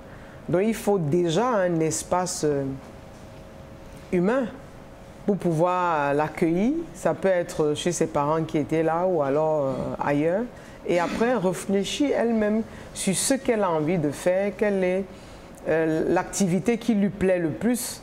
Et à partir de ce moment-là, on peut lui montrer le bon côté de cette activité ou le mauvais côté et comment est-ce qu'elle peut rentabiliser cette activité-là pour pouvoir prendre en charge 4 enfants. Parce que prendre en charge 4 enfants, parmi lesquels une qui a des difficultés de langage, ça veut dire que cet enfant a même besoin d'une assistance psychologique pour qu'on lui ait des activités de psychomotricité pour pouvoir la mener déjà à accepter le départ précoce de son père et même les autres aussi, pour qu'ils prennent un nouveau départ. Donc il y a vraiment plusieurs éléments qu'il faut prendre en compte et qui vont également dans le sens du coaching pour pouvoir se reprendre en main, mais ne pas se comporter comme une victime parce que, comme le coach l'a dit, on est tous victimes de quelque chose. Hein. Même si... donc c'est assez difficile, mais on ne devrait pas baisser les bras en se disant la famille du père de mes enfants ne veut pas de moi, alors ma vie est fichue. Non. On ne devrait pas parce que, comme on dit, c'est d'abord soi-même et après, quand on a des enfants, si vous ne pouvez pas vivre pour vous, vivez au moins ce pour vos enfants. Parce que si demain vous n'êtes pas là, si vous partez précocement, que vont devenir ces 4 enfants que nous avons vus? Parce que même la 2e ou la 3e qui a un handicap, ça devrait vous bousculer parce que les mères trouvent souvent la force dans leurs enfants en se disant si je pars aujourd'hui, que vont devenir mes enfants? Mais si vous pensez que vous avez tous les problèmes du monde, ça déteint également sur les enfants. Quand on a des enfants, ils doivent prendre leur bain, avoir des habits, ce n'est pas les habits de 20, 30 000, mais que l'habit soit propre. L'enfant, ça permet, à mon sens, l'épanouissement de l'enfant. Ce n'est pas en s'habillant à haillons qu'on va attirer plus le regard des autres sur soi, non. Pas du tout. Alors, donc, elle semble avoir perdu l'estime d'elle-même, non. Et tout donne l'impression que le père de ses enfants, même qui est parti, n'avait pas grand-chose. Parce que s'il avait grand-chose, il aurait laissé un patrimoine. Étant donné qu'il est parti sans rien laisser, on ne doit pas baisser les bras. Sur votre plateau, il y a eu des veuves qui sont parties et qui avaient même l'acte de mariage. Je me souviens de ce cas où la dame n'a même pas pu savoir où on a enterré son mari. Et c'est grâce à votre émission, 7 ans après, qu'elle a su où est-ce qu'on avait enterré son mari. Elle n'a pas baissé les bras. Au nom de ses enfants, elle a continué de vivre. Oh, son mari avait des frères qui pouvaient bien s'occuper d'elle, mais ils ont choisi de ne pas le faire. Donc il faudrait que vous appreniez d'abord à vous aimer et après à aimer vos enfants au nom de la relation que vous aviez avec votre partenaire. Parce que vous êtes déjà en train de le... Même mort, vous le culpabilisez. Vous dites qu'il a passé son temps à s'occuper d'eux. Donc vous lui en voulez, même comme il n'est plus. Oubliez-le et vous pensez au bon moment que vous avez passé ensemble pour pouvoir prendre vraiment un nouveau départ. La vie est devant vous et non derrière vous. Merci à vous, Dr Ougain Fosso-Jeannette. Vous êtes anthropologue, enseignante à l'Université de Douala. Merci d'être venu sur ce plateau. Bertin Tinda, ses parents. Oui, et je voudrais profiter de votre plateau pour... dit que je mets d'ici quelques 2 à 3 mois sur pied. Il paraît que vous avez la lourde responsabilité de former cette femme, qu'elle soit autrement aussi. Oui, c'est pour cette raison que je disais tout à l'heure que je convie ceux qui savent lire à lire, ceux qui peuvent suivre, ceux qui peuvent écouter, d'écouter. Le plus souvent, nous parlons plus qu'il n'en faut. Alors que nous ne parlons que ce que nous connaissons déjà. Si nous écoutons, nous allons écouter ce qui va nous enseigner. Donc je mets sur pied un livre qui s'appelle Père au foyer pour dire que c'est vrai qu'elle est la seule qui est sur le plateau aujourd'hui, mais il y a également la responsabilité du masculin, c'est-à-dire de ceux-là en tant que parents qui nous écoutent, leur responsabilité dans ce que l'on est en train de suivre, dans ce qu'on est en train de vivre actuellement. Qu'est-ce qu'ils ont fait? Vous avez dit père au foyer. Père au foyer, oui. Habituellement, nous parlons... Vous adressez aux hommes aussi, pas que les femmes. Non, je m'adresse aux hommes à cette instance-ci. Et dans ce livre-là, d'ailleurs, parce qu'habituellement, nous parlons de femmes au foyer, mais je voulais dire père au foyer ou bien père même dans un ménage. Parce que père dans un ménage, on appelle très souvent communément le commandant du bateau, le chef de famille, mais quelle est la direction que tu donnes quelle est la direction que tu donnes à ton bateau?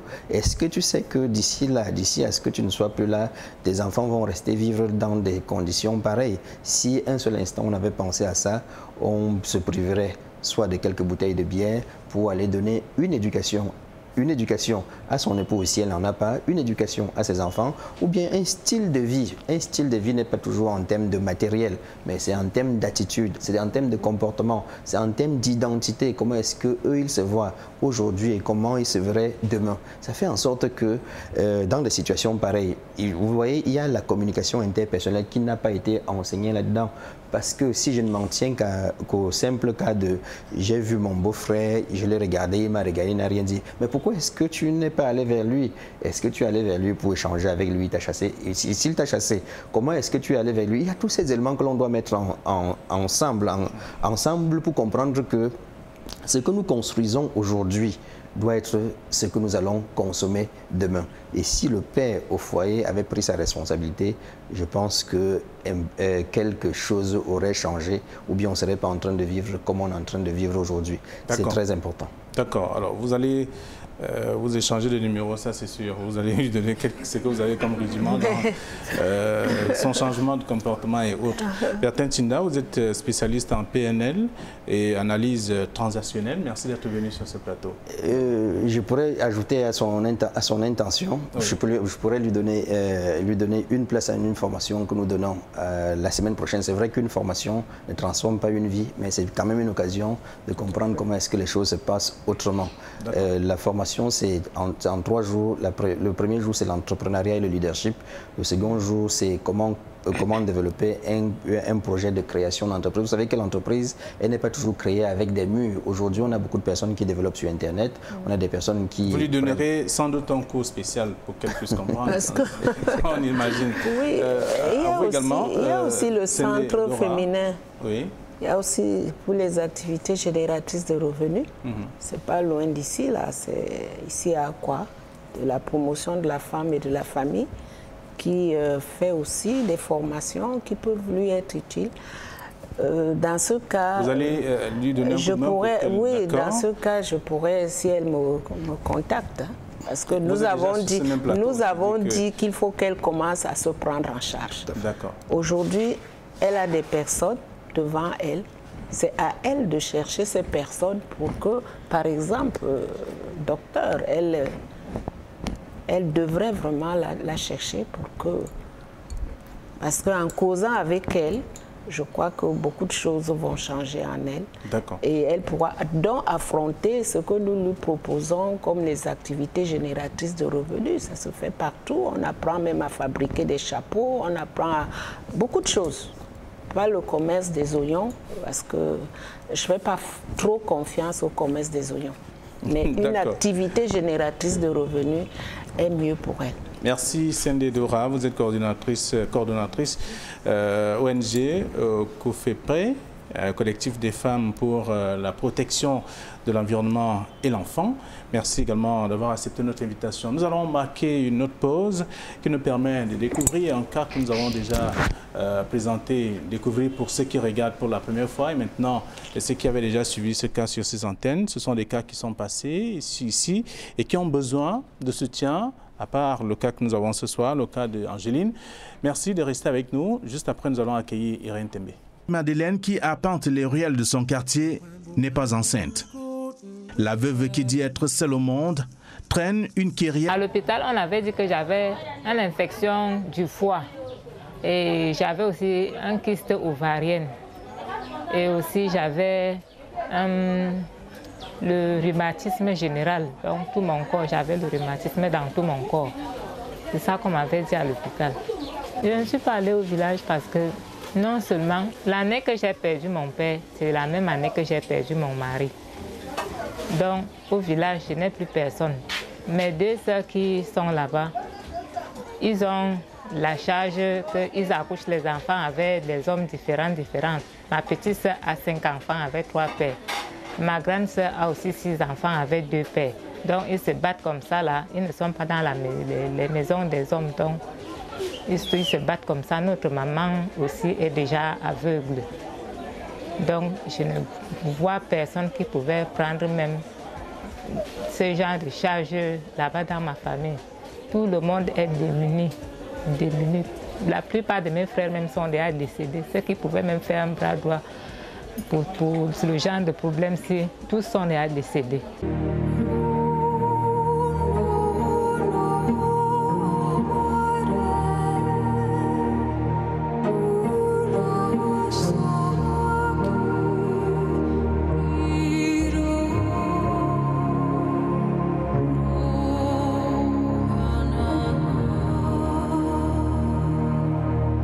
L'extrême pauvreté qui l'anime depuis plusieurs mois, voire des années, ne lui a jamais donné la possibilité de se prendre en charge. Elle est aujourd'hui une vendeuse de charbon au rabais.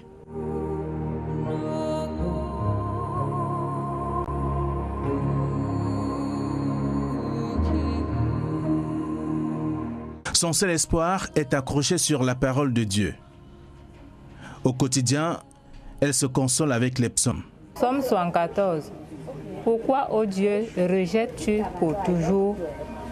Pourquoi t'irrites-tu contre le troupeau de ton pâturage? Eh bien, c'est le cas de Marie-Madeleine, que vous avez suivi tout à l'heure. Elle est malade, elle souffre, elle n'est pas enceinte, puisqu'elle a un ventre qui prend du volume, énormément du volume. Et on le voit bien à travers les images que vous avez vécues il y a quelques instants. Le temps pour nous d'accueillir sur ce plateau Irène Tembe. Bonsoir et bienvenue. Bonsoir Flavien. Et vous êtes avec nous ce soir pour nous donner la situation financière de quelques cas qui sont déjà passés sur ces antennes. Pour ce soir, pour Angèle. Oui. Il y a quelques nouvelles? Tout à fait, il y a quelques nouvelles. Une veuve en cache une autre. Les différentes contributions que nous avons perçues tout au long de l'émission pour le cas de Malédie Angèle sont les suivantes. Diki Alphonse, 2500. Brinette Makoujou TC, 5000 francs. Une chrétienne, 10 000 francs. Henri Moussou Tapa des États-Unis, 20 000 francs. Françoise Massé, 2500. Olive Ayon Tabi, 5 000 francs. Kembon Limougou Yvan, 2000 francs. Emilien Dikouba Toko, 1500. Valérie Tachago de Chan, 3000 francs. Jean-Pierre Defaux, 10 000 francs. Boris Nana, 1000 francs. Jeunesse Bazou et Amis de Douala, 25 000 francs. Famine Dassi, 1500. Nous avons pour le compte d'Angèle un montant de 89 000 francs CFA. Angèle, c'est le cas social de ce soir, qui était sur ce plateau il y a quelques secondes. Tout à fait. Et là, on a parlé de Marie-Madeleine aussi. Oui, le cas de Marie-Madeleine qui est passée sur ce plateau le 14 janvier 2021. Les différentes contributions que nous avons perçues sont les suivantes. Tatan Fokou Gédéon 2000, Diane 1000 francs, Egout Samaritan 7000 francs, Aboubaka Philippe 500 francs, Albert Chungi 1500, Âme compatissante 50 000, Anastasie Nicole Na 1500, Ancien d'église EEC de Bouddha Centre 2000 francs, Anonyme 5 000 francs, Anonyme de Marois 2 000 francs, Anonyme de Konsamba 1000 francs, Ariane Christelle Yitabe Djogwe 1000 francs, Asana 2 000, Association Les Merveilles 10 000 francs, Aoufak 500 francs, Basile Gadou depuis d'Oustambol 15 000 francs, Bienfaiteur de Yaoundé 1000 francs, Bienfaiteur Kaofou Simbor Yaoundé 2000, Bienfaiteur de Baham 2000, Bienfaiteur de Yaoundé 1000 francs, Bienfaiteur de la Guinée équatoriale 10 000 francs, Bienfaiteur du Gabon 5 000 francs, Bienfaitrice 30 000, Bienfaitrice 5 000, Bienfaitrice 5 000, Bienfaitrice depuis Libreville Gabon 2500, Boris Kanadjoufak 1000 francs, Boundja Pauline 5 000, Catherine Prudence Ipoulet 5 000 francs, Tchatchueto Kam Syriac 5 000 francs, Christine Igor Djouné 1000 francs, Clément Gonekeya 4 000 francs, Collège Maya de Kekem 10 000 francs, Deux enfants de Dieu 6 000 francs, Diane 1000 francs, Dieudonné Fotso Tedom 15 000, Djeli depuis Douala 5 000 francs, Diani Bernard 2 000 francs, Dibo Yarifou 1000 francs, Dorothy Louma épouse Fé Foutoum 2 000, Nzeko Djetan 2 000, Edmond Zemechundika 1000 francs, Edwige Lor Kenye Kouipou 1000 francs, Église Galat Ndema 1000 francs, Elundungono 2500, Elsie Blonde Chamba 2000 francs, Émérance Ngimgoni Tendem 1000 francs, Enelanga Pierre, péage de Banga 1000 francs, Éric Dieu de Tchatche 1300, Famille Anonyme 20 000 francs, Famille Diogo depuis Touboro 2500, Famille Femou Abache 1500, Famille Fousso de Bafan 1500, Famille Bekam du Cameroun et de la diaspora 1000 francs, Famille Namo 4000, Famille Singom 5000, Famille Tameken Kalon Ismaël Désiré Yaoundé Mendon 1500, Famille Tateux depuis Bafoussam 2000 francs, Famille Vagaï 2500, Forlom Sou 2000 francs, Fouda Unga 5000 francs, Foutoupa Asana 2000 francs, Françoise Massé 3500, Ngako Fomou Emeline Douala 1000 francs, Géraldine Foumbin Assa 2500. Ngelo Judith Flore 5 000 francs, Guy Biolet 5 000 francs, Amachango Ousmanou 10 000 francs, Hélène Chapi 2 000 francs, Hilda Womela Wiranga 1000 francs, Huguette Makweche Tanye, épouse Fotsine 1000 francs, Huguette Nina Siani Miede 1000 francs, Idriss Wenkani Wansi 950, Igor Tanguy Boasso 500 francs, Issa Dabomba 2000 francs, Jean-Pierre Tawana 1000 francs, Jean-David Gallieu 3000, Jean-Paul Mondeleba 1000 francs, Jeunesse Bazou et Amis de Douala 25 000, John de Fumban 1000 francs, Junette Lo Akamba 2500, Justin Nanquette 500, Kari Abdias de Reybouba 2000, Keyumbin Bichou Elise 20 000 francs, Kiki Melissa depuis Premier Danger 2650, Kwemchou Anne épouse Chouta 10 000 francs, la famille de Foix 2 000 francs, la famille Wafo Apollinaire de Lorpom 3 000 francs, la fondation Foé 3 000 francs, la famille Mabouka 2 000 francs, le cordeau de Manjo 2 000 francs, Le sultan Bombo Joya, 50 000. Léonard Claude de Colbisson, 1500. Mavero de Sancho, 2000 francs. Magui Douala, 500. Mamoudou, 5000. Maman Rosita de Yaoundé, 1000 francs. Maman Mouka Marie Amanjo, 1000 francs. Manogla, 2000. Marlène Léviette Matoukam, 500. Masso Col Rubin, 5000 francs. Mba Prince, 5 000 francs. Mes2 Gisèle, 2500. Merveille Boufofou, 1000 francs. Mibel Dormo Mibel, 1000 francs. Mingo Dikombi Nigel, 15 000. Myrène Lorquechet, 5 000 francs. Missé, 2 000. Madame Y de la Vallée, 3 000. Madame Bunja, 5 000. Madame Odette, 3 000. Madame Voufo, 1500. Madame Walaga, 1000 francs. Mongang, 2 000. Munda, 200. Mounzon Aboulé, 5500. Monsieur Touko, 2500. Nana Didero, 20 000 francs. Nathalie Larissa Guamnier, 1000 francs. Ndolo, 1000 francs. Fege Ekoto, 1000 francs. Ngo Iluga, 1500. Ngo Yam, 1500. Ngo Nozogo, 2000. Ngini, 10 000. Nubisi Ezandre, 10 000. Pao, 2000 francs. Pamela Fombe Akundjum, 5000 francs. Pardon. Papa Tchanko Augustin Amanjo, 1000 francs. Pauline Laure Siliembwe, 2000. Perlise Kowe Tandopsop, 1000 francs. Pedga Estelle, 5000. Pierre Magnola Ville de Tchan, 1000 francs. Pierrette, 1000 francs. Romain Tchagetada, 1000 francs. Rosalie Ningla, 500. Salamatou de Yaoundé, 500. Skolasika et Mambou from Limbe, 1500. Séraphin, 2000. Stevie Laure Awachonzimeli, 1000 francs. Tadjese Simo, 5350.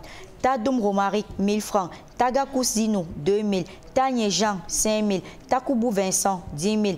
Taku Edio Atam, 5000. Tachoum Pierre, 5000. Chungang Solange, 500. Thérèse Magne, épouse Fangang, 1500. Thérèse Degoué, 2000. Thérèse Yangang, 1000 francs. Thierry Dikoumé, 11 500. Thomas Tekeo Eno, 2000.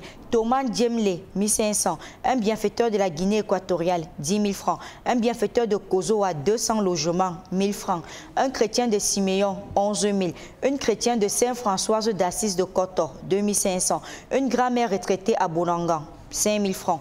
Une aide, 2500. Une chrétienne, 2500. Une famille chrétienne de Bameka, 1000 francs. Une famille de foi, 2000. Une femme à Bouddha, 3000. Une fervente croyante, 5000. Une maman, 10 000. Une maman de Yaoundé, 2000. Une maman et sa progéniture, 1500. Vincent Yota Takubo, 10 000 francs. Wambon, 1000 francs. Yomma, 3000. Yumbi Mariam et ses enfants, 2500. Yvonne, 5000. Yvonne Ebane Metoube, 5000 francs. Yvonne Sylvine Jassa Tchonfé, 5000 francs. Yvonne Zach Monté de Jouvence, 2000 francs. Zignon Moudom, 1000 francs. Pour le cas de Marie-Madeleine, nous avons un montant de 841 950 francs CFA. Marie-Madeleine qui a déjà rencontré les médecins et depuis son passage sur ce plateau, vous aurez les images d'ailleurs dans nos prochaines éditions. Elle est déjà dans cette phase de prise en charge de ces multiples pathologies parce que les médecins l'ont d'ailleurs révélé. D'accord. Et bien après, il y a également le cas de Jules Akemisa qui souffre de blessures inguérissables aussi. Vous l'avez également. Vous avez la situation de ce jeune garçon qui est alité depuis plusieurs mois. Il est difficile pour lui de pouvoir se lever, de pouvoir également se mouvoir. On le constate d'ailleurs aussi, vous allez le constater dans ces images, dans ce reportage qui a été fait à l'ouest du Cameroun.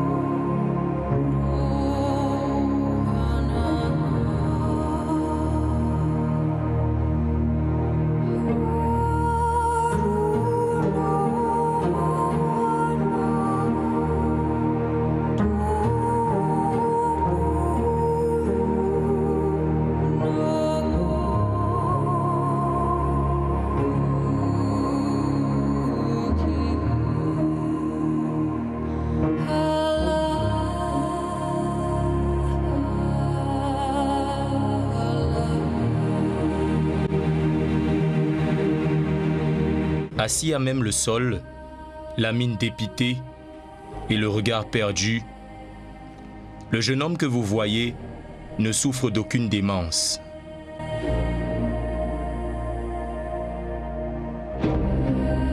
Parti de la localité de Ndiang, dans son sud-ouest natal, pour gagner sa vie il y a un peu plus de 5 ans, la quête d'une vie meilleure s'est progressivement transformée en cauchemar pour Elvis.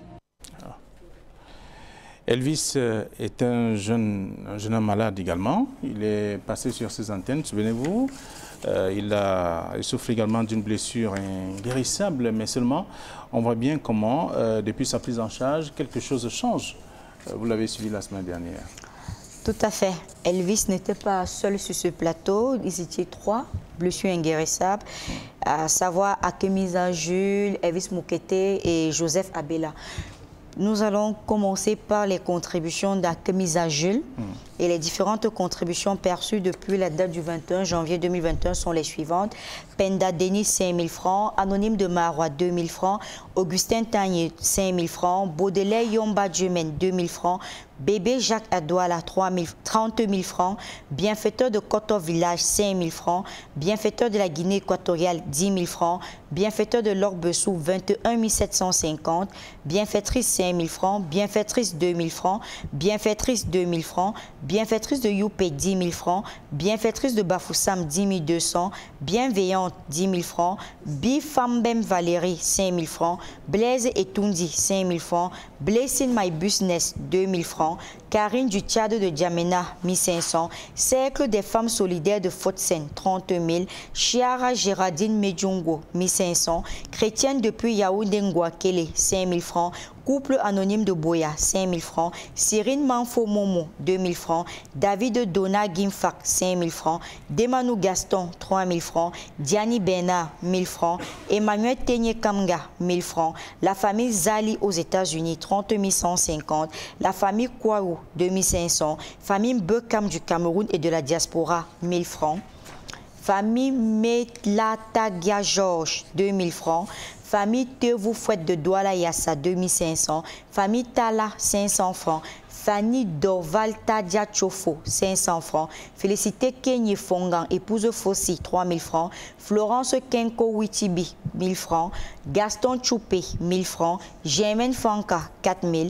Gilbert Chofak, 1 000 francs. Gisèle Awa, 5 000 francs. Gladys Kicho Adouala, 2 500. Emery Simeni depuis Libreville, 5 000 francs. Igor Tanguy, 500 francs. Jaka Sokudjo, 1 000 francs. Jean-René Tanofo, 1 500. Jeannette Djouko, épouse Tetu, 1 000 francs. Joseph Adimian, 2 000 francs. Joseph, 4 000. Julie de l'Allemagne, 8 000. Kemos, 7 000. Kelsing Gouayitalo, 3 000 francs. Une famille de foi, 1 500. La famille Ngouamo de Balmayo, 2 500. La mère d'Adélaïde, 1 000 francs. Les jumeaux Ninche, 50 000. Lessine Adouala, 2 000 francs. Lewa Larissa, 1 000 francs. Lisette, 500. Monsieur Fernand Audrey, 2 500. Main sur le cœur à Dorbonne, 25 000. Maître Yami, 5 000 francs. Maman Claire de Boya, 5 000 francs. Maman Rose depuis Yaoundé, 5 000 francs. Mégès Bandouke Mathieu, 1 500. Madame Benze et Méviane Adouala, 10 000 francs. Madame Bapté Marie Adouala, 2 000 francs. Madame Kenfa Caroline Adouala, 2 000 francs. Madame Laurette, 1 000 francs. Madame Wango, 5 000. Monsieur et Madame Kewo, 10 000 francs. Narcisse Fongan de Yaoundé, 1 000 francs. Nathalie Gaye-Tchegam, 1 000 francs. Nathalie Nouteping, 5 000. Nelly Dianton Le Kemo, 2 000. Nge Cha Kletos, 1 000 francs. Ngeko Siamdje, 2 000. Nouteping Nathalie, 5 000. Olivier Serge Tchagé, 2 000. Patrick Metuje Enan, 1 500. Personne de bonne volonté, 5 000. Pour Loflin Nonin, épouse Monté, 500. Rachel Laura Mandombo, 1 000 francs. Raphaël Tchangou Towe, 2 500. Régine Ansa, 1 000 francs. Rose Ndifo Awa, 2000. Santé et sport, 1000 francs. Séraphine Berlin Lemassop, 2500. Symphorien, 5000 francs. Un Camerounais, 2000. Un chrétien de Ndorpassi, 5000. Une bienfaitrice de PK12, 1000 francs. Une bienfaitrice de Youpé, 10 000. Une chrétienne de Sainte-Monique, 2500.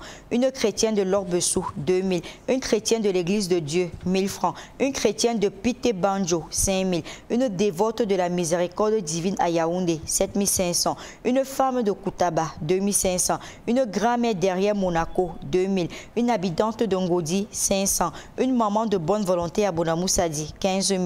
Une maman et sa progéniture, 5 000. Uriel Ngoula Ekouri, il précise bien, ce don est destiné à l'enfant de Jules, 50 000 francs CFA. Vianney Félicité Diaconesse de Yaoundé, 2 000 francs. Wambon, 1 000 francs. Ivan Singhi de Bafan, 1 000 francs. Zaché Fonganjoubi, 5 000 francs. Nous avons pour le compte de Akemeza Jules un montant de 697 100 francs CFA. Très bien, ça c'est le compte d'Akemeza Jules. Sur ce même plateau ce soir-là, il y avait aussi Joseph Ebela. Tout à fait. Il y avait également Joseph Ebela et les différentes contributions perçues pour le cas de Joseph Ebela sont les suivantes. Une maman et sa progéniture, 1500. Joseph, 4000. La mère d'Adéalie, 1000 francs. Une maman de bonne volonté à Bonamoussadi, 5000 francs. Igor Tanguy, 500 francs. Bienfaiteur de la Guinée équatoriale, 10 000 francs. Makenene, 3000 francs. Personne de bonne volonté, 5000 francs. Une bienfaitrice de Youpé, 5000 francs. Germaine Fanka, 3000. Famille Bekan du Cameroun et de la diaspora, 1000 francs. Monsieur et Madame Keo, 2500. Maman Rose de Yaoundé, 5000 francs. Hélène Wango, épouse Fumbi, 2000 francs. Bienfaitrice de Youpé, 5000 francs. Un Camerounais, 2000. Les jumeaux Ninche, 25 000. Famille Zali aux États-Unis, 5000 francs. Maître Wami Baton de Yaoundé, 5000 francs. Julie de l'Allemagne, 3000 francs. Un chrétien de Ndorpassi, 1500. Un chrétien de Lorbessou, 2000. Kemos, 3000. Wambon, 1000 francs. Bienfaitrice, 2000. Blaise et Tundi, 1500. Bureau Lovelin Nomni épouse Monté, 500 francs. Mikaël Banyeki, 2000 francs. Une famille de foi, 1000 francs. Josué Merveille Foka, 500. Freddy Jovalin Chakunte, 1500. Laios Yannick Bianda, 3000. Étienne William Moira Lienou, 1000 francs. Nous avons pour le compte de Joseph Ebela un montant de 153 000 francs CFA. Et les différentes contributions que nous avons perçues pour le cas de Elvis Moukete s'élève à 718 150 francs CFA. Nous reviendrons la semaine prochaine pour la suite de la lecture des contributions. Très bien. Ce sont des contributions des hommes de bonne volonté qui soutiennent davantage les différents cas que nous proposons sur ces antennes. Voyez-vous, c'était une occasion pour vous également de pouvoir appeler tous ces chiffres ce soir et les numéros de téléphone pour des envois. Tout à fait. Les différentes contributions que nous avons perçues pour le cas de Joseph Ebela s'élèvent à 153 000 francs CFA. Pour le cas de Akemeza Jules, 697 100 francs. Et pour le cas de Elvis Moukete, 718 150 francs CFA. Et nous rappelons à nos chers bienfaiteurs que les différents numéros qui s'affichent au bas de votre petit écran, à savoir le 690 50 50 94, ou le 675 35 25 16 sont les seuls numéros habilités à percevoir vos dons. Et bien vouloir, s'il vous plaît, préciser par SMS votre nom, le cas social pour lequel vous contribuez, le montant contribué. Bien vouloir préciser par SMS parce que nous avons l'habitude de recevoir des dons venant des différents kiosques, mais nous n'avons pas de message qui mentionne également la personne qui a envoyé de l'argent. Donc bien vouloir, s'il vous plaît, âme de bonne volonté, préciser par message votre nom, le montant contribué et le cas social pour lequel vous avez contribué. Merci. Merci à vous, Irène Tembe. Nous avons gardé le meilleur pour la fin. Je voudrais vous inviter à suivre juste un extrait et juste après nous vous donnerons la nouvelle de ce soir. Louise Florence Tamsa, bonsoir. Bonsoir Flavien, bonsoir chers téléspectateurs de Regard Social. Donc ce soir vous êtes une femme. Joyeux Noël in advance. Vous souhaitez joyeux Noël aux mamans qui pleurent ou aux enfants qui sont en difficulté? Je souhaite particulièrement, même joyeux Noël à ceux-là qui sont en difficulté, parce qu'il ne faut pas éteindre la petite étincelle qui peut encore rester dans leur cœur comme espoir. Lorsque vous suivez les témoignages des uns et des autres, déjà sur ce plateau et en plus dans le reportage, en tant que maman, ça fait très mal. Ça fait très mal parce qu'en tant que maman, je me projette dans la vie de cette femme qui a accouché cet homme qui est bizarre, qui est méchant. Et je me projette dans la vie de cette femme qui a épousé cet homme qui est bizarre, qui est méchant. Donc c'est très difficile. C'est très difficile. Mais Dieu merci, nous avons une capacité de résilience qu'on ne peut comparer à un autre être humain. Parce que ce qui ressort là, si on prend seulement le millième de sang fait porter à un homme, je ne crois pas qu'il va survivre. Oui, elle est dans la tranche d'âge des gens que j'accueille au centre de promotion de la femme et de la famille. Mais ce que je dis, c'est tout simplement qu'elle est naïve et c'est normal. Mais je suis désolée qu'un monsieur qui prétend chercher l'enfant, une fois que l'enfant arrive, demande à avorter.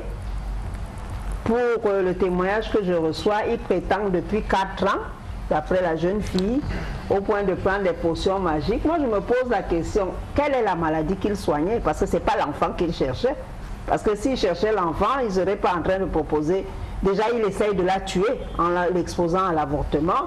Ensuite, il se joue de sa naïveté, de ses positions. Mais ce qui est d'autant plus touchant, c'est que quand bien même la jeune fille aurait fait même ça par colère, c'est-à-dire aller déposer l'enfant au bureau par colère, quand bien même elle l'aurait fait, et qu'elle revienne, il ne s'est même pas souvenu que son enfant a besoin du lait maternel. Il remplace carrément le lait maternel par le lait de vache. Est-ce que la vache nous a déjà demandé d'allaiter son bébé? Quel est cet homme-là qui prive son enfant de l'immunité première?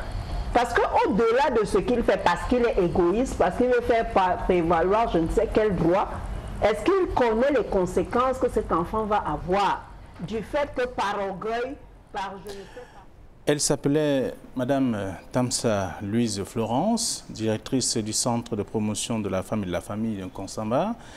C'était à l'émission du 19 décembre 2019, souvenez-vous. Elle était régulièrement sur ce plateau pour commenter, pour parler, pour dire en tout cas, pour donner des conseils à toutes les jeunes femmes, telles que vous l'avez suivi tout à l'heure. Elle a tiré sa révérence. Elle n'est plus de ce monde depuis la fin de l'année 2020. Aujourd'hui, elle sera enterrée samedi prochain, le 30 janvier 2021. Elle était très dynamique, toujours sur ce plateau, toujours présente chaque fois qu'elle était sollicitée par l'équipe de Regard Social. Que la terre de nos ancêtres lui soit légère, comme on a souvent l'habitude de le dire. Irène. Oui, Flavien, que la terre de nos ancêtres soit légère à Madame Tamsa. Et nous adressons déjà, au nom de toute l'équipe de Regard Social, tous nos sincères condoléances à la famille éprouvée et également à la famille de la promotion et de la femme. Oui. Parce qu'il s'agit également d'une dame qui a porté toute une œuvre derrière elle. Elle a soutenu beaucoup de jeunes femmes en détresse, elle a soutenu beaucoup de foyers et aujourd'hui, toutes ces personnes sont orphelines. Donc nous adressons déjà nos sincères condoléances et Regard Social perd quelque chose de grand. Oui. Elle sera enterrée donc samedi prochain, le 30 janvier 2021, à Massok-son-Loulou, c'est son village natal, et également toute sa grande famille, sa famille nucléaire. On présente les condoléances de Regard Social. Madame, Monsieur, c'est ici que s'achève cette édition de Regard Social qui a bénéficié de la collaboration d'Eric Watat, de Cédric Chouna, Cédric Ndieng, Marlise Minkoulou, Dani Warenzede qui est le réalisateur de ce programme. On va dire merci aux enfants du Christ de Douala et de Yaoundé, sous le guide du Père Stéphane, qui nous soutient spirituellement, comme vous le savez, en pareille circonstance. Il faut être spirituel et davantage être serein. Merci également à tout ce public qui est là tous les jeudis soirs. Merci, madame, monsieur. Je suis Flavien Dongo. Bonsoir à vous.